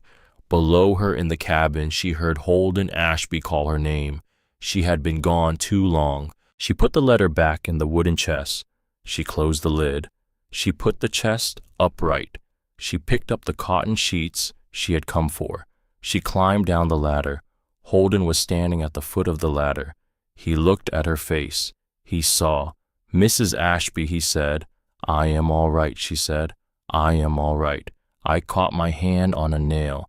I will be down in a moment. Please go on with your work." He did not move. She stepped past him. The cotton sheets clutched against her chest, and she went down the stairs and into the back room, and she shut the door, and she sat down on the edge of the bed, and she pressed her face into the cotton sheets, and she wept the way she had not wept since her father had died, the way she had not let herself weep on the train or on the platform or on the wagon up the mountain or in the cabin or on her wedding night. She wept for Sarah Pennington Ashby, who had heard her own murder being arranged in her own front parlor while she labored to bring her child into the world. She wept for Holden, who had ridden into a rope in the dark. She wept for Rourke, who had run 3 miles on foot through the snow and had not been fast enough. She wept for Toby, who had broken a collarbone that night and had carried ever after a long pale scar along his ribs and a quieter scar inside his chest where he had decided at 24 that he did not deserve to be loved by a woman because he had not been quick enough to save his brother's wife. She wept for 2 small boys downstairs who did not know yet that a man with clean hands had already once tried to take their mother from them and was even now, by means she did not yet understand, preparing to try again. When she had wept herself empty, she sat up. She washed her face in the basin. She braided her hair fresh. She straightened her cameo. She went downstairs. Holden was waiting for her at the bottom of the stairs. He had not gone back out to his work. He had sent the boys to the barn. He had sent Toby and Rourke up to the high pasture on an errand that did not really need running. He stood alone in the front room, his hat in his hands. Adelaide, he said. He had never used her first name before. The sound of it stopped her on the 3rd step from the bottom. "You read something," he said. "I went to the attic for sheets," she said. The chest fell over. A letter came out. He nodded slowly. "Sarah's letter. Yes. You have read it. Yes." He drew in a long breath. He let it out. He set his hat on the peg by the door. He came to her, and he held out his hand, and she came down the last 3 steps and put her hand in his, and he led her to the long pine table, and he sat down, and he sat her down across from him, and he kept her hand in his. His hand was very warm, his eyes were not. I have lived with that letter for 4 years, he said. I have not shown it to another living soul. I have not shown it to my brothers. They know what I know, but they have not read what I read. Sarah wrote it on the bed where she died between contractions while I was at the lower pasture. The household woman, Mrs. Ferris, who took the lung fever the next winter and was buried before spring, found it under the pillow after she went and gave it to me. I have read it 1,000 times. I have not been able to bring it to the law because the only witnesses Sarah names in it are Mrs. Ferris and the 2 riders, both of whom Cyrus paid off and shipped down to Texas inside of 6 months. One of them, I have heard, died in a saloon fight in Galveston. The other, the Lord alone knows. Cyrus is careful with his witnesses. He moves them out of reach before a man can question them. The man with the clean hands is still alive. Cyrus Pennington, Adelaide said. Cyrus Pennington, Holden said. He squeezed her hand once, and he let it go, and he sat back. His face was the face of a man who has been carrying a stone too long and has just put it down for the first time and is trying to decide whether to pick it back up or whether finally to leave it lying. I have sworn a thing to my dead wife, he said, that her death would not be for nothing. I have not yet kept that oath. 4 years, and I have not kept it. I have raised the boys. I have run the ranch. I have not gone after the man who killed her. I told myself all 4 years that I was being patient, that I was waiting for evidence, that I was protecting the boys. The truth is, Adelaide, that I was afraid. He has the law in his pocket. The sheriff is his cousin. The judge in Durango is his cousin's wife's uncle. He has men. He has money. I have a cabin and 2 boys and a temper and a letter I cannot use. I have been afraid that if I raised my hand against him, he would take the boys. He has been waiting for me to raise my hand, and so I have not raised it. I have lived with the stone. She listened. She did not interrupt. But Adelaide, he said, and now his voice changed, and she heard for the first time a thing under it she had not yet heard, which was a man's grief allowed to come out from under the stone. Adelaide, I am going to tell you something I have not told another living soul. You are my wife. The law says you are my wife. Sarah's letter, in a way I cannot quite explain, says you are my wife also, because Sarah, in that letter, asked me to live. She asked me in the last paragraph, I have not yet shown you, to find a woman who would help me raise the boys, because she said the boys would need a mother, and because she said I would need a partner, and because she said in her exact words, do not let my death be the end of love in this house. I did not believe for 4 years that there was a woman on this earth who could come into this cabin and lift this stone with me. I did not look. I did not want to look. And then my brother sat me at this table and made me sign a letter. And a letter came back from a girl in Boston whose father was a minister and who knew her yarrow from her sage. And now you are sitting at this table reading my dead wife's last words, and the stone has just moved for the first time in 4 years. He looked her in the eye. I am going to keep my oath, Adelaide, he said. I am going to keep the oath I swore to her. I would like if you are willing to keep it with you, not against you, not around you, with you, as your husband, as her husband, as the father of her sons. Will you keep this oath with me? Adelaide Thornberry, Ashby, 22 years old.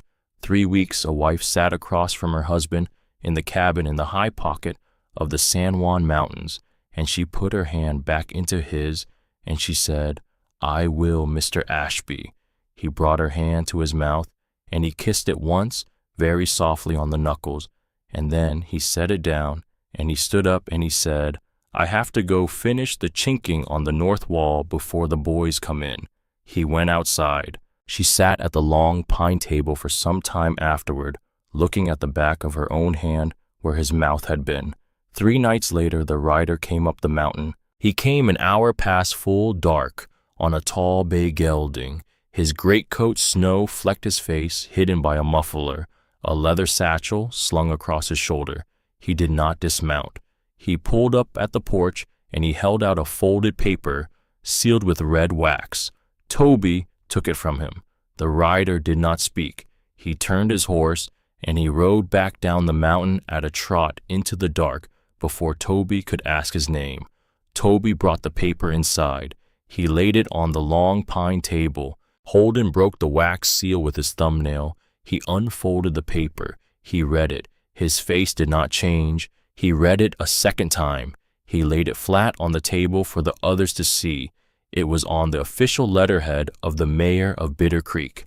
It was on its face a notice from the Bank of Bitter Creek concerning a promissory note signed by one Sarah Pennington Ashby in the spring of '75 in the amount of $800 secured against the property known as Ashby Hollow.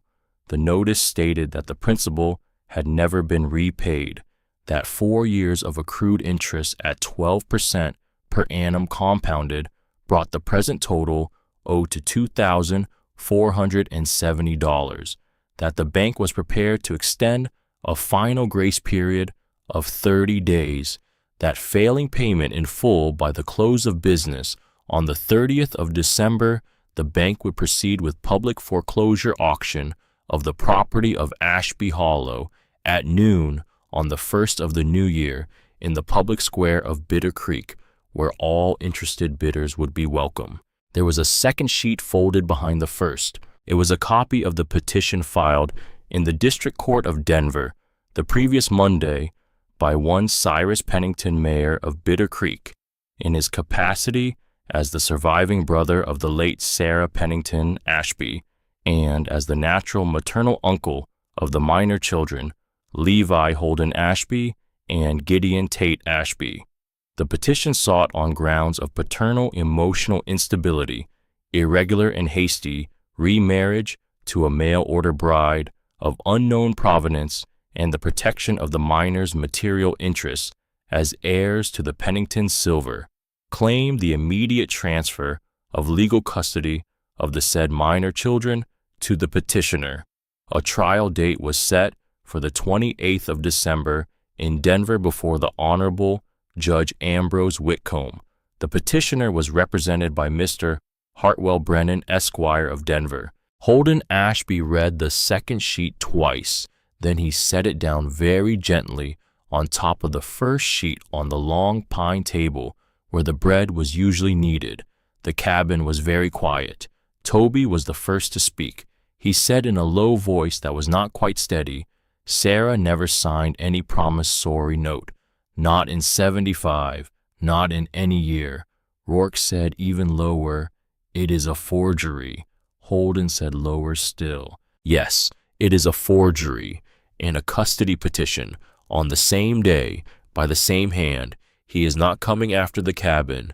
He is coming after the boys. The cabin is the bait. He wants me to spend everything I have defending the deed so that when I stand in front of Whitcomb on the 28th, I have nothing left for a lawyer and no proof that I can support these children, and a forged debt around my neck and a wife in a borrowed dress. He is not after the land. He is after the boys." He looked up at last. He looked at Adelaide. His eyes were perfectly clear. "Mrs. Ashby," he said, "he has come to us." "Yes," Adelaide said. "What do we do?" She felt the words gather in her throat. She felt her father's hand on her shoulder, although her father had been 12 years dead. She felt Sarah Pennington Ashby's letter folded back into a wooden chest in the attic, a letter she had read once, and that she would carry now like a candle until the candle burned the man down. She put both her small hands flat on the long pine table. She said, "We answer." She looked at her husband. She looked at her brothers-in-law. She looked at the 2 boys who had crept halfway down the stairs in their stockings and had heard the whole thing and were standing now with their small bare feet on the cold pine planks, white-faced, holding hands. "We answer," she said again. "He has given us 30 days to find $2,470 and a Denver lawyer and a defense against a forgery and a defense against a custody filing. He has chosen the ground because he thinks the ground favors him. The ground does favor him. But there is one thing, Mr. Ashby, that he has not counted." "What is that?" Holden said. "Me," Adelaide said. The fire popped in the hearth. Outside on the porch, the snow kept coming. And down at the bottom of the mountain, in a stone-walled office at the back of a small bank, Cyrus Pennington was already writing his next letter, never knowing that a girl from Boston, with a father who had taught her Latin and a mother who had taught her to keep her chin up, had just laid both her hands flat on a pine table and had decided quietly that she was going to take him apart. The next morning, Adelaide rose at 4. The cabin was still dark. She did not light the kitchen lamp yet. She took the lamp from her own washstand, and she carried it down the stairs, and she set it on the long pine table, and she sat down in front of it with paper and pen and ink, and she began to write. She wrote 3 letters before the sun came up. The first letter was to Mrs. Adeline Crowe at the address on the small folded paper Adelaide had carried in the bodice of her red dress for 3 weeks. She wrote it in the careful schoolmistress hand that her father had drilled into her, and she did not waste a single word. She told Mrs. Crowe that the man with the clean hands had come for her family. She told Mrs. Crowe that she needed witnesses. She told Mrs. Crowe that any person in the territory of any standing who had ever been wronged by Cyrus Pennington and who would be willing to stand in a Denver courtroom on the 28th of December to say so would have a friend in Adelaide Ashby for life. She told Mrs. Crowe that she did not have much to offer in return, but that what she had, she would give. She signed it, "Your friend in the high country, Adelaide Ashby." She sealed it with a daub of beeswax. She set it aside. The second letter was to a man whose name she had only ever heard in passing in a small column from the Western Territories that had run in the Boston Globe the previous summer, when her father was still strong enough to read the paper aloud at the breakfast table. "United States Marshal Beauregard, Whitlock Federal Building, Denver." She wrote to him as a private citizen of the territory of Colorado. She did not exaggerate. She did not plead. She set out in 3 pages the death of Sarah Pennington Ashby, the rope across the road the 2 riders shipped down to Texas, the forged promissory note, the custody petition, and the silver claim. She enclosed a fresh copy of the most damning sentence of Sarah's letter, the one in which Sarah had named Cyrus by name and had used the words "paid them." She did not enclose Sarah's original letter. The original would stay in the wooden chest in the attic where it belonged until the day a courtroom would call for it. She signed her name and her direction, and she asked politely that any inquiry he wished to make be addressed to her by return mail in care of the freight wagon at Silver Creek Station. She sealed it. The third letter was the hardest. It was to a lawyer in Denver, not to Hartwell Brennan, who had already been bought, but to a younger man, a man whose advertisement Toby had clipped from a Denver newspaper at Silver Creek Station the week before on his way home from putting in the herb order, and had set quietly on the kitchen shelf without saying a word about it. The advertisement said simply, "Edward Hartshorn, attorney at law, plain dealing for plain people fees by arrangement." She wrote to Mr. Hartshorn, and she told him the truth. She told him that her family had 30 days to find $2,470 or lose the deed to a working ranch, and that her family had 30 days to defend the legal custody of 2 minor boys against a man with the most expensive lawyer in the territory, and that her family did not have $2,470, but that her family did have a working ranch, a stock of 50 head of mixed beef cattle, 3 Belgian draft horses, a forge with all its tools and the labor of 3 grown men and a competent woman until the end of his natural days, if he would take the case on contingency and on faith. She signed it. She sealed it. When the men came down to breakfast, the 3 letters were stacked at the corner of the table next to her bread bowl. Holden saw them. He did not ask. She poured his coffee. He drank it.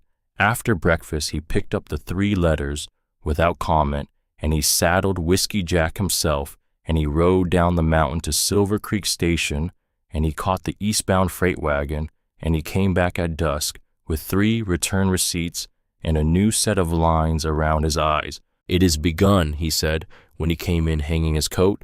"It is begun," she answered. "Now, folks, I have to tell you what came back, because what came back is the part of the story that taught me when I was a boy how a person ought to fight when the law has already been bought." Mrs. Adeline Crow wrote back inside of 9 days.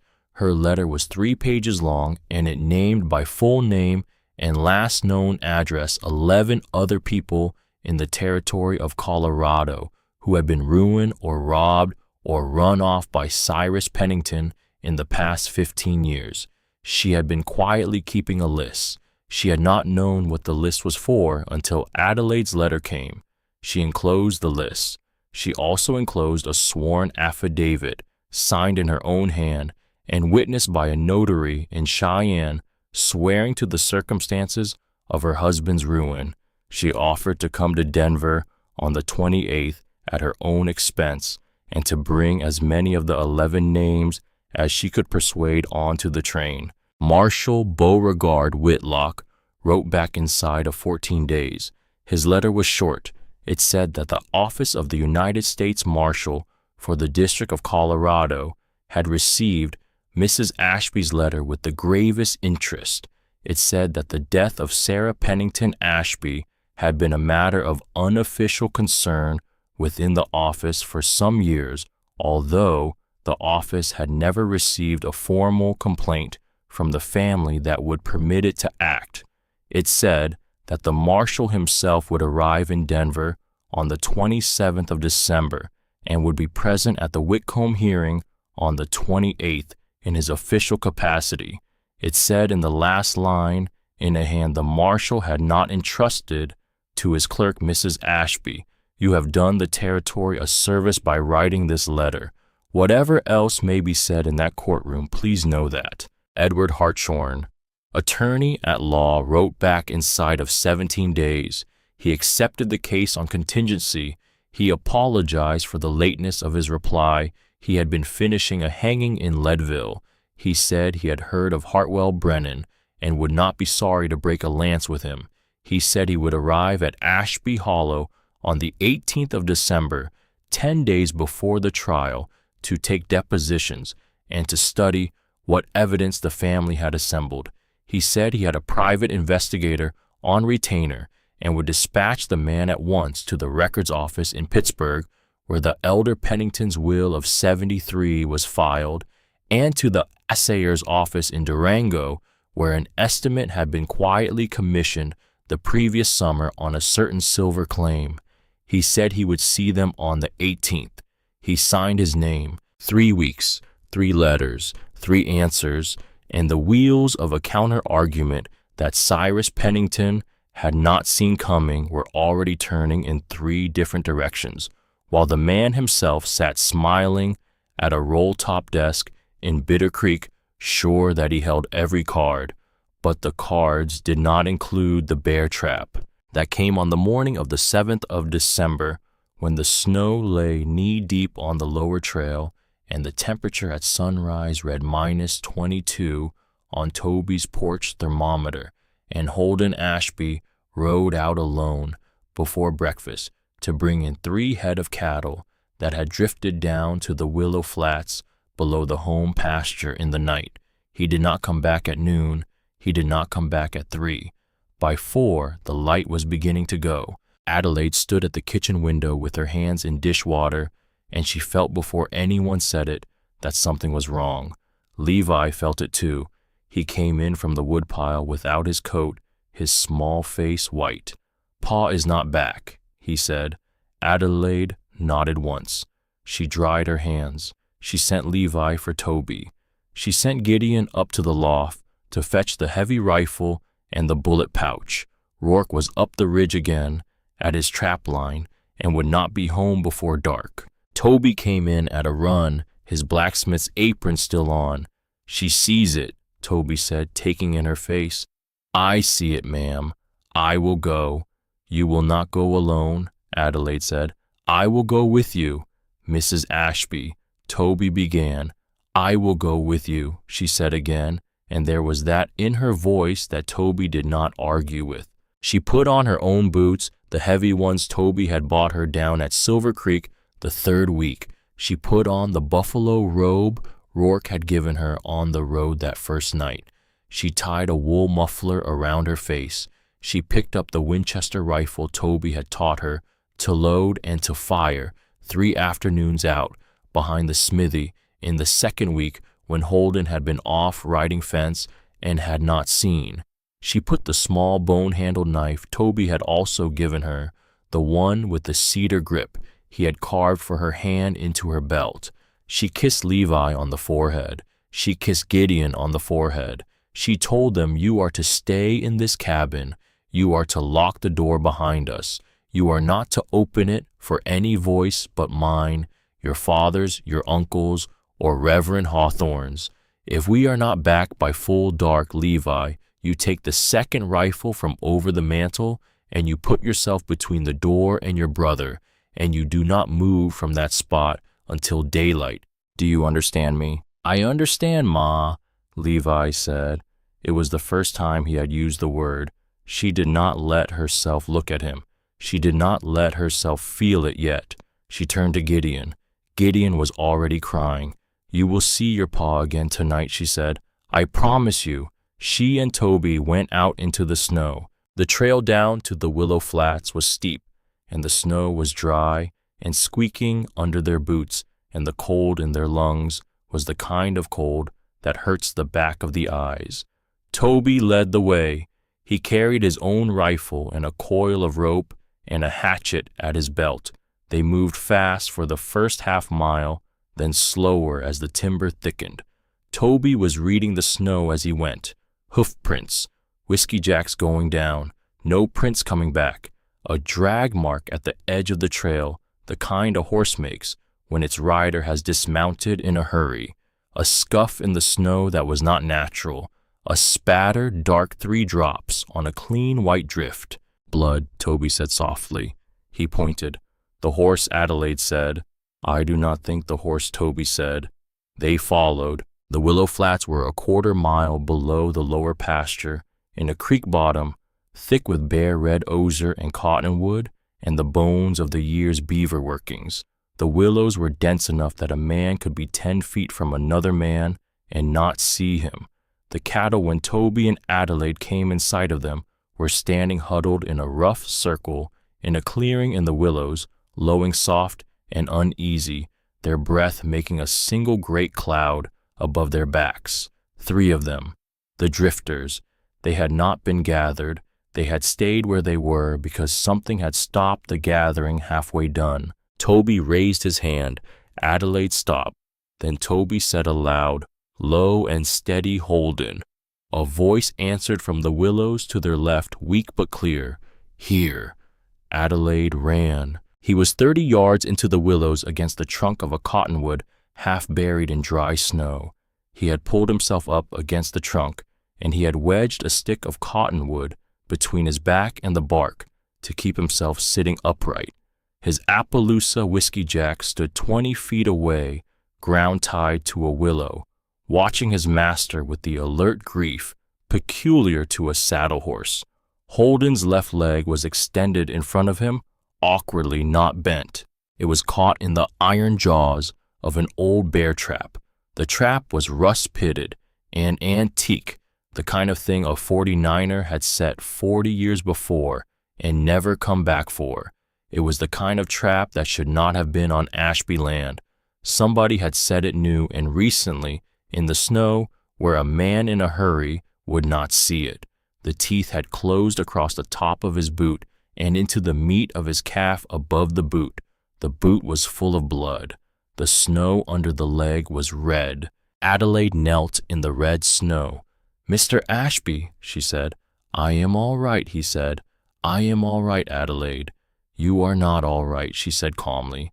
"But you will be. Toby, get over here." Toby was already there. He looked at the trap. He swore softly. Then he looked at Adelaide. "We need a lever," he said. She looked at the cottonwood Holden was leaning against. She looked at a fallen pole of pine, perhaps 4 inches thick and 10 feet long, that lay across the snow at the edge of the clearing. The pine was sound. She had made her father pull a tooth once when she was 12 with a similar pole and a door frame, and her father had shown her at the kitchen table that night how the lever had done the work, not the man. "That pine," she said, pointing. "You take the butt end. I will set the fulcrum. We will use the cottonwood root." Toby looked at her. He did not argue. He brought the pine pole. She set the small end of the pine under the upper jaw of the trap, 6 inches from the iron pin. She set the fulcrum, a fist-sized chunk of granite from the creek edge, 4 inches behind. She braced her boot against the cottonwood root for a second, steady against the kick of the lever. She nodded to Toby. "On 3, she said. "Slow, not fast. Holden, when the jaws come open, you pull your leg out steady, not in panic." "You hear me?" "I hear you," Holden said. "1, she said. 2, 3. Toby leaned on the pine pole. The pine bent, the granite held. The iron jaws of the bear trap, slow and grudging, came open by a finger, by 2 fingers, by 3. Holden pulled his leg free. The jaws snapped shut on empty air with a clang like a church bell at a funeral. Holden did not faint. He came close. Adelaide was already cutting the boot away with Toby's hatchet, gentle as a midwife. The wound was not as bad as it looked under the boot. The teeth had punched 4 ragged holes through the leather and into the muscle of the calf. They had not by some grace hit the bone. They had not by another grace severed any large vein. He had been bleeding for about 2 hours by Adelaide's reckoning of the snow under him, which was a lot of bleeding but not yet a fatal amount in a man of his size. She did 3 things in order without thinking. She cut a long strip from the hem of her crimson dress, the one she had put on under the buffalo robe that morning, because she had wanted suddenly to be wearing red when she went down a mountain to find her husband. She tied it tight around his thigh above the wound 3 turns and a hard knot the way her father had shown her once on a man who had been kicked by a horse. The bleeding from the calf slowed. She took the small leather pouch of dried herbs out of her belt where she had stuffed it before leaving the cabin. She crushed a thumb of yarrow and a thumb of comfrey between her palms to wake the smell up, and she packed it directly into the 4 punctures. She wrapped the calf in a strip of clean cotton sheeting. She had also brought the same sheeting she had taken from the attic the day she had found Sarah's letter. Then she helped Toby get him onto Whiskey Jack's back. The horse stood like a stone for them.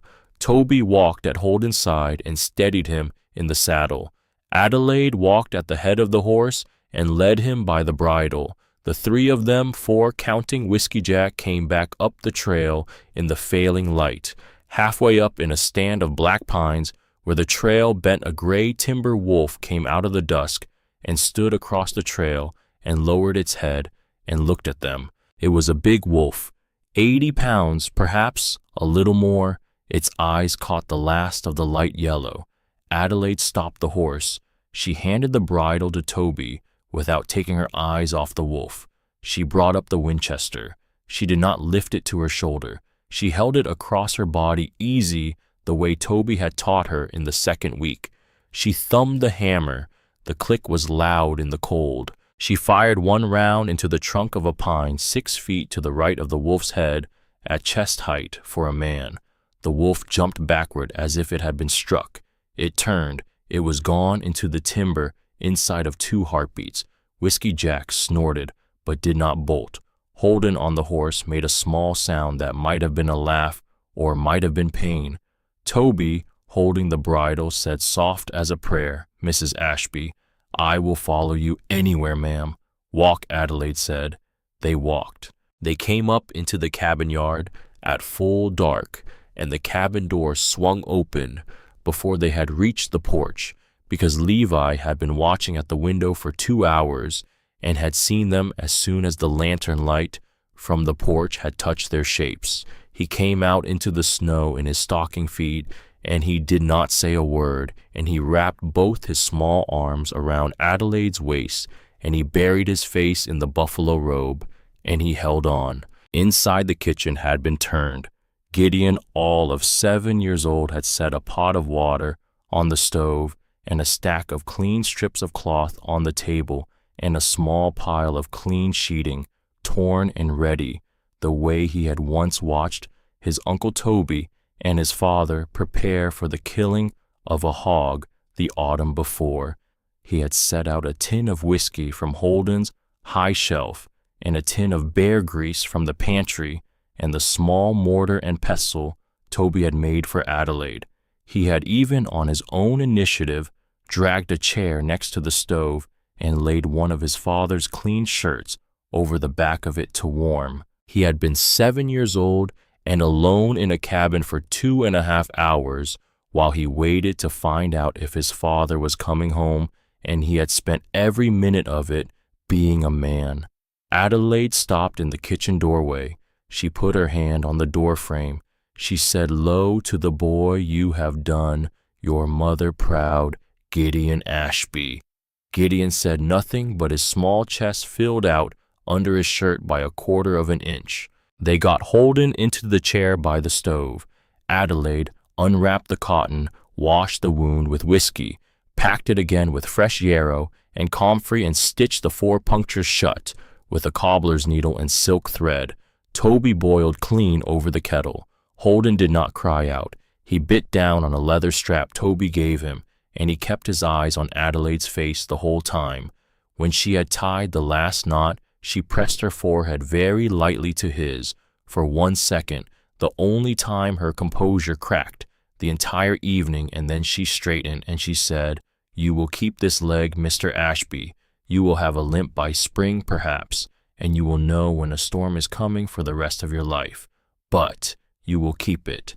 "Thank you, Mrs. Ashby," he said. Rourke came home at 8 that night, his face the color of new ash, when Toby met him at the porch with the news. He went to the kitchen, and he stood for a long minute looking at his older brother in the chair by the stove, and at his sister-in-law washing blood out of a strip of cotton in the basin, and at his 2 nephews sitting on the buffalo skin with their backs against their father's good leg. Then he sat down at the long pine table, and he put his face in his hands, and he wept quietly for less than a minute, and then he wiped his face on his sleeve, and he stood up and he said, "That trap was set fresh. I rode that trail this morning. It was not there this morning." Cyrus Holden said. From the chair, Cyrus Rourke said. "He was tired," Toby said. "He was tired of waiting for the courthouse. He has miscalculated," Adelaide said quietly. 3 sets of eyes turned to her. She wrung the cotton strip dry. She set it down. She turned to face the men. "He has just given Marshal Whitlock his attempted murder," she said. "The trap was on Ashby ground. The trap was set new. The trap is evidence. Toby, you and Rourke will go back to the Willow Flats at first light. You will not move the trap. You will photograph the snow around it with the camera Mr. Hartshorn is bringing on the 18th. You will mark the place. You will bring the trap home, and you will preserve it. We will not say a word about this in town. We will not say a word about this in any letter. We will let Cyrus believe he has hurt my husband, and gone unpunished for 2 more weeks while the iron jaws of his own trap sit in our barn waiting for the courtroom. Do you understand me? Yes, ma'am, Toby said.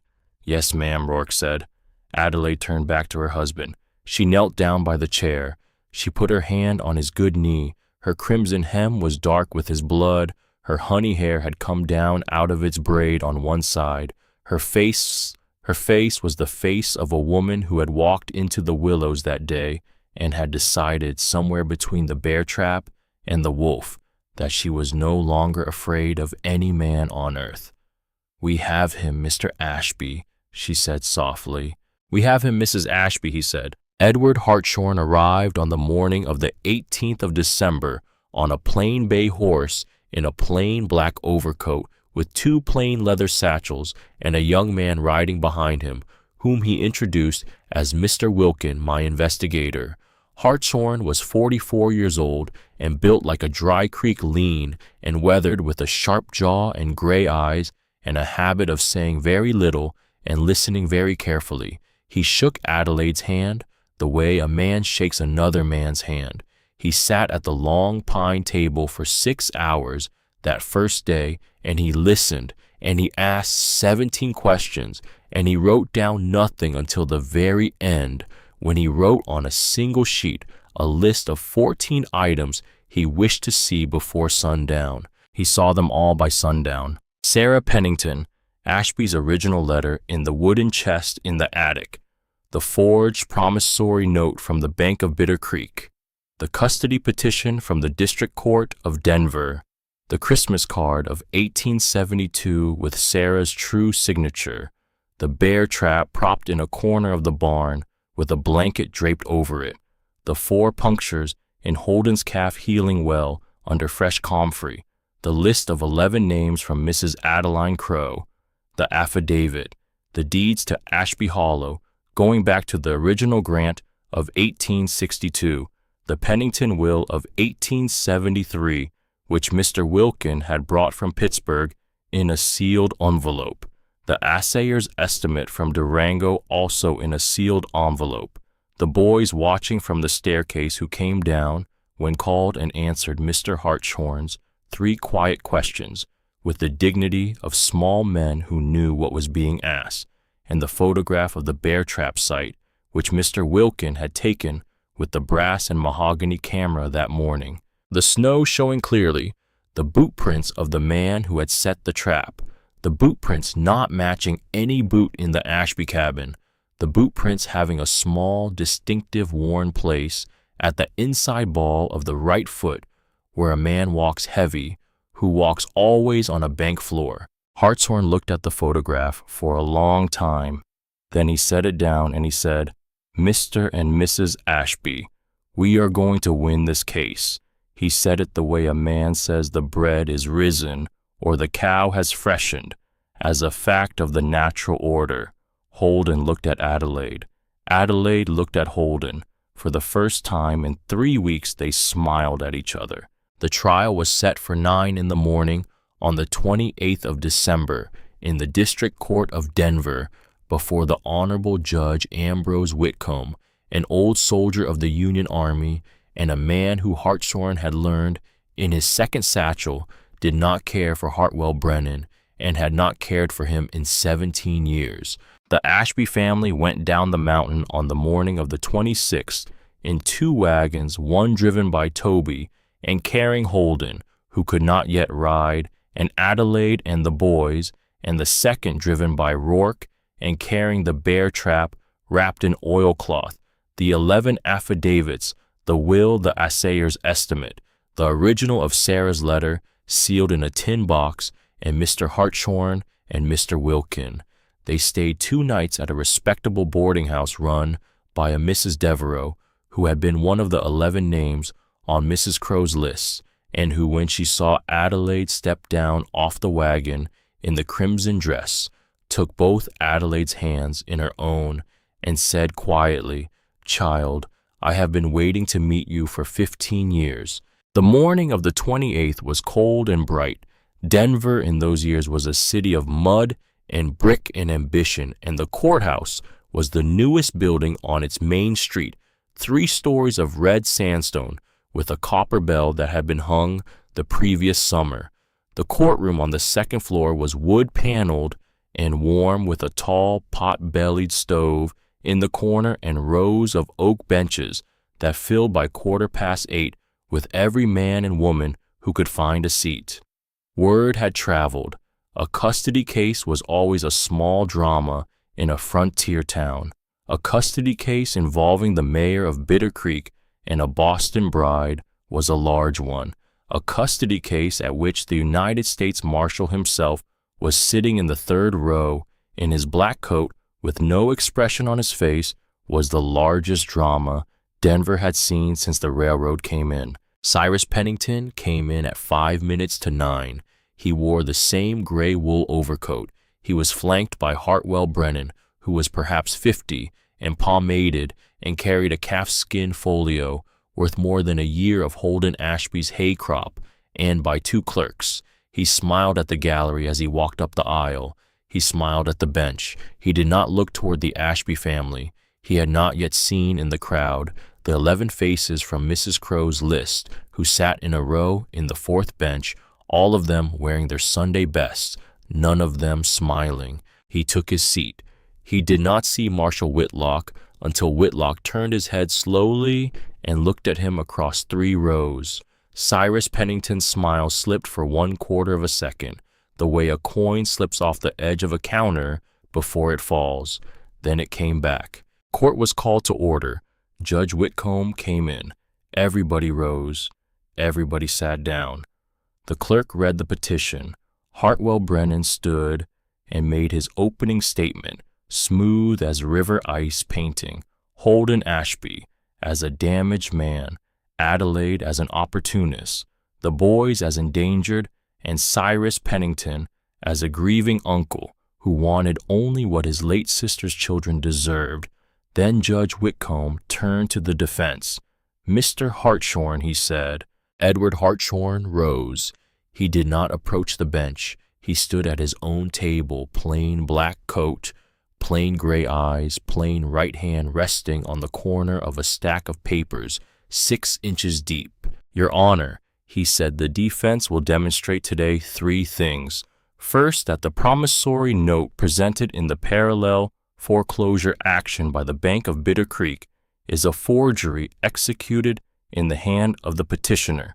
Second, that the petitioner has for the past 4 years suppressed a private letter written by his late sister, the children's mother, in which she names the petitioner as the author of the conspiracy that killed her.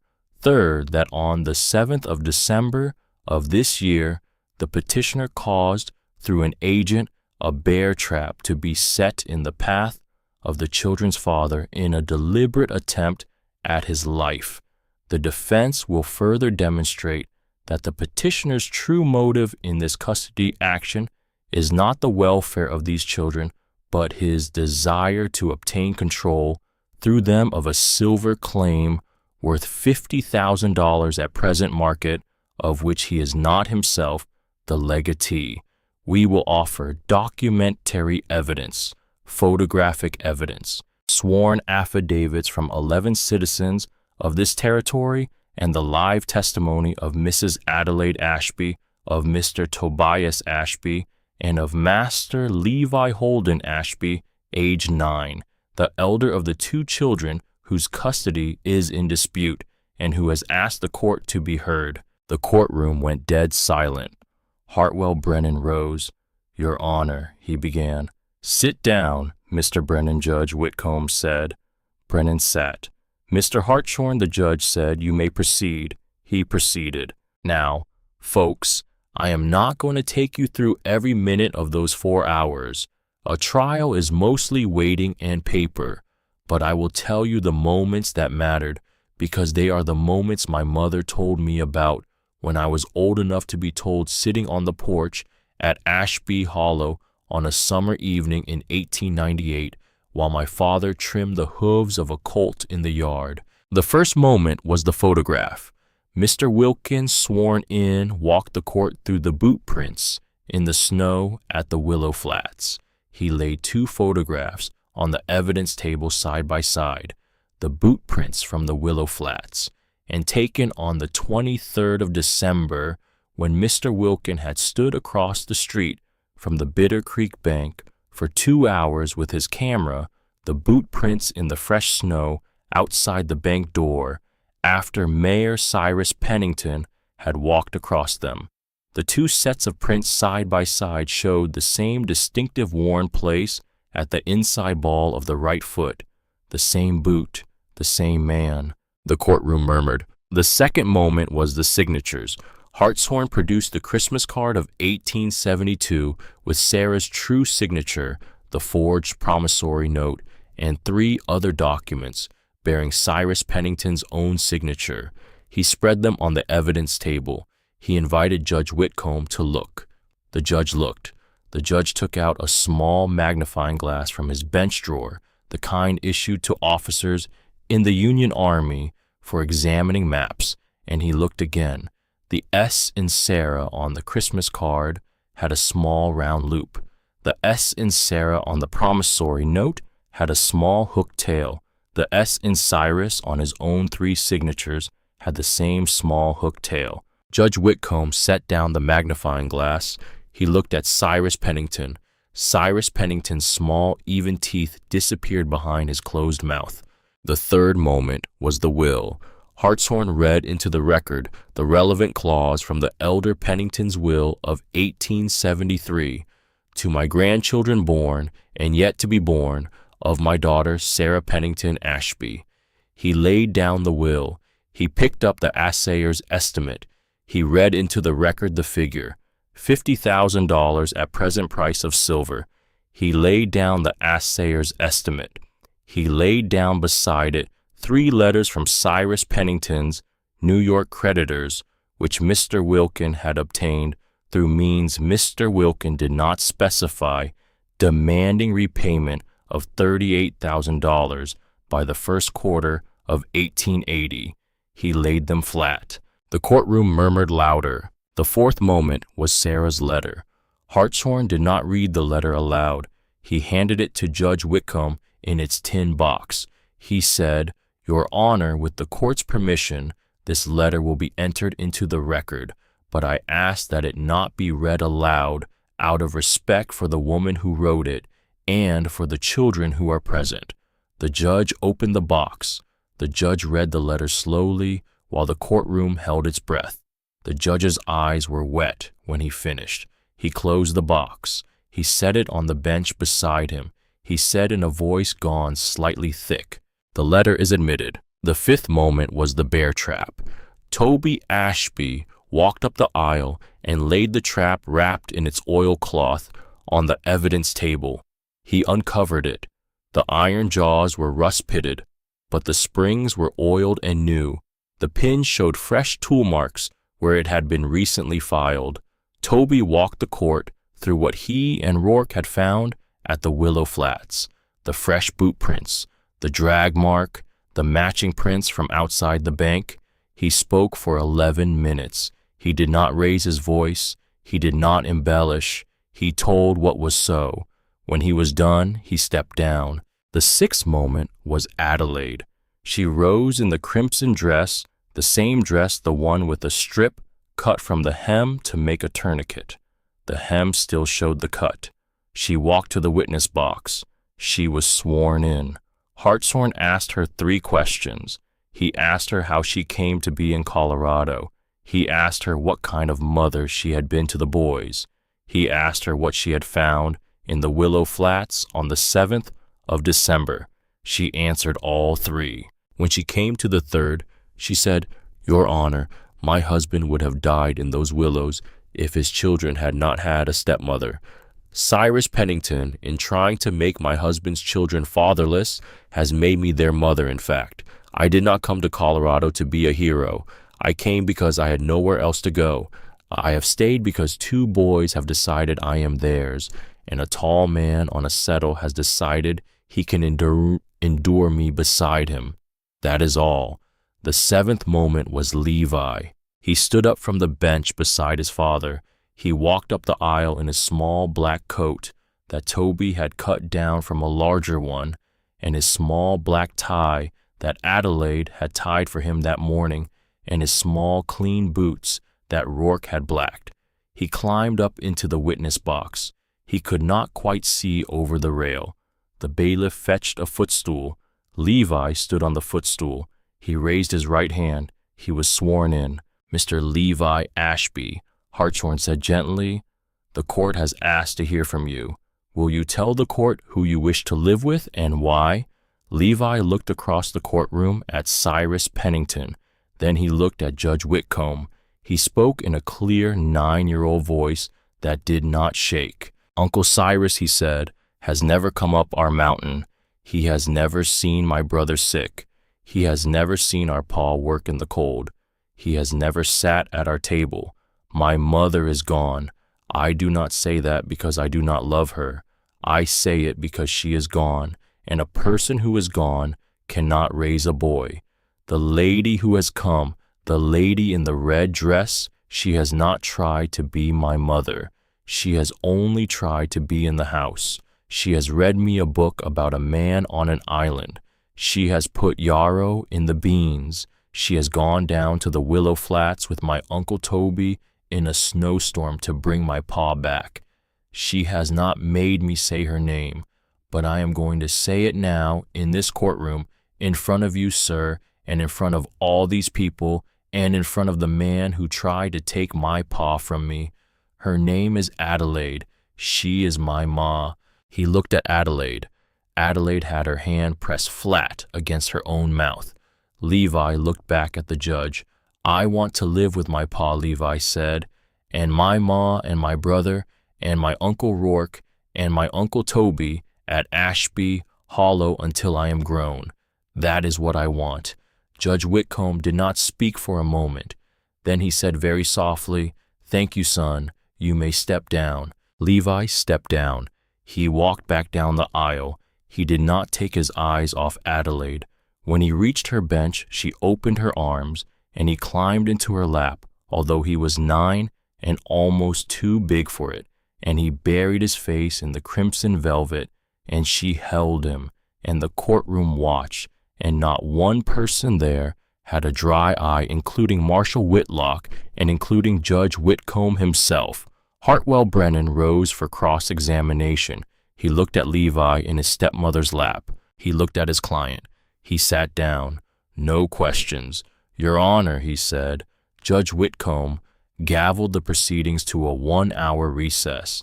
He walked off the bench. He went into his chambers. He came back in 45 minutes. He sat down. He looked at his courtroom. He looked at Cyrus Pennington. He delivered his ruling in 11 sentences. The petition for custody was denied. The petitioner had attempted to defraud the court with a forged promissory note, and the court would refer that matter and that matter only to the territorial prosecutor for criminal indictment. The court took notice of the United States Marshal's interest in the death of Sarah Pennington Ashby and in the events at the Willow Flats on the 7th of December, and would cooperate fully with any federal investigation.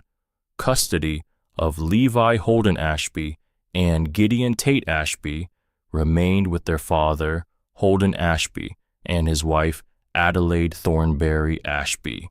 The Pennington silver claim in trust until the boys' majorities would be administered by the court with oversight to be vested in a trustee approved by the family. The petitioner was ordered to pay all costs. Court was dismissed. Marshal Whitlock stood up before Cyrus Pennington had finished gathering his papers. He walked up the aisle. He laid one hand on the mayor's shoulder.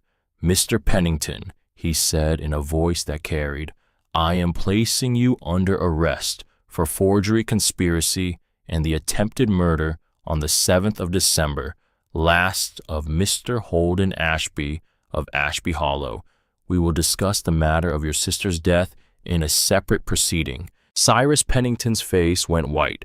The smile at last was gone. He looked across the courtroom for the first time at his nephew Levi, who was still sitting in Adelaide's lap, and his nephew Gideon, who was sitting beside her, holding her other hand, and he looked at his sister's husband sitting upright on the oak bench with a cane between his knees, and he looked at his sister's wife.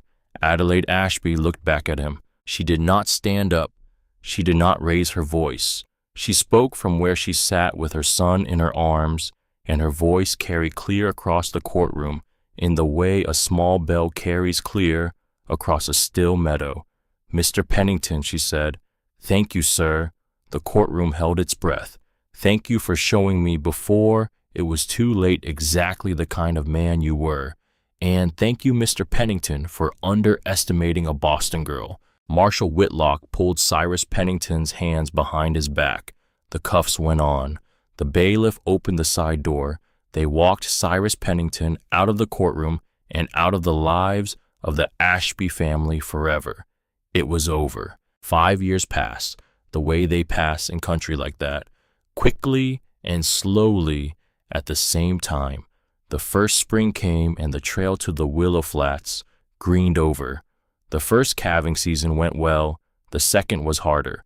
Holden's leg healed with the limp she had promised him, and on the 15th of every March, when the wind shifted in a particular way off the saddle of the high pass, he could feel the bear trap closing again, and Adelaide would put a hand on his shoulder without speaking, and the moment would pass. In the spring of '80, on the 3rd of April, Adelaide gave the family a daughter. They named her Sarah Margaret Ashby. Sarah after the woman who had laid down the road, Margaret after Adelaide's mother, who had been buried 12 years ago in a Boston churchyard in a crimson dress. In the summer of '81, Toby Ashby married Hetty Sue Marlowe, the daughter of a saddle maker out of San Antonio, Texas, who had come north to the San Juan country to apprentice with a leather worker in Durango. Hetty Sue had a laugh like a creek over stones and a way with horses and a complete indifference to the politics of Bitter Creek, which by that time was being run well and quietly by a town council that had voted Cyrus Pennington's name off every public building 3 days after his conviction. Toby and Hetty Sue built their own cabin a quarter-mile down the creek from the main house. They had 3 children inside of 7 years, and Toby never again hammered a piece of cold iron in the dark hours of the night. In the autumn of '83, Rourke Ashby came home from Wyoming with a young woman named Iris Beaumont, who had been the schoolmistress in a small town outside Cheyenne and who had patience for Rourke's silences and an Appaloosa of her own. They were married in the front room of the cabin by Reverend Ezekiel Hawthorne, who was 82 by then, but still rode his gray mule up the mountain when an Ashby called him. Rourke and Iris built a third cabin on the high meadow. Iris began a school in the front parlor of that cabin, and the children of 3 valleys came up the trail to learn from her, including in time my older sister Sarah Margaret, and a few years after that me. In the spring of '84, Cyrus Pennington died in the territorial prison at Canyon City. He had served 4 years of a 15-year sentence. He died of a fever brought on by an infected tooth. He was not claimed. He was buried in the prisoner's yard in an unmarked grave. The Pennington silver claim, by the time Levi turned 18 in 1888, had been managed so well by the court-appointed trustee that the boys received $40,000 apiece. They did with it what their parents told them to do with it.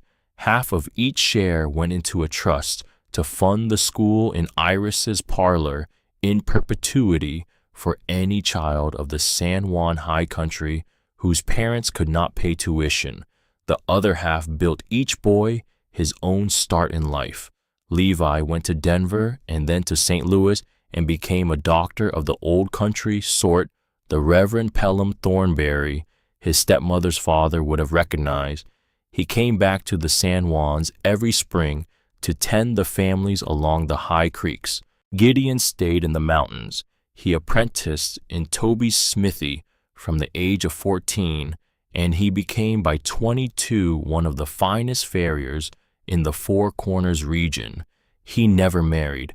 He kept a corner of the smithy clean for a small framed picture of his mother Sarah, which Holden had given him on his 16th birthday, the only picture of her the family had. I was born in the spring of '85. My older sister Sarah Margaret was 4. My brothers Levi and Gideon were 15 and 13, and they spoiled me the way only older brothers who have had a father wounded under them will spoil a baby brother.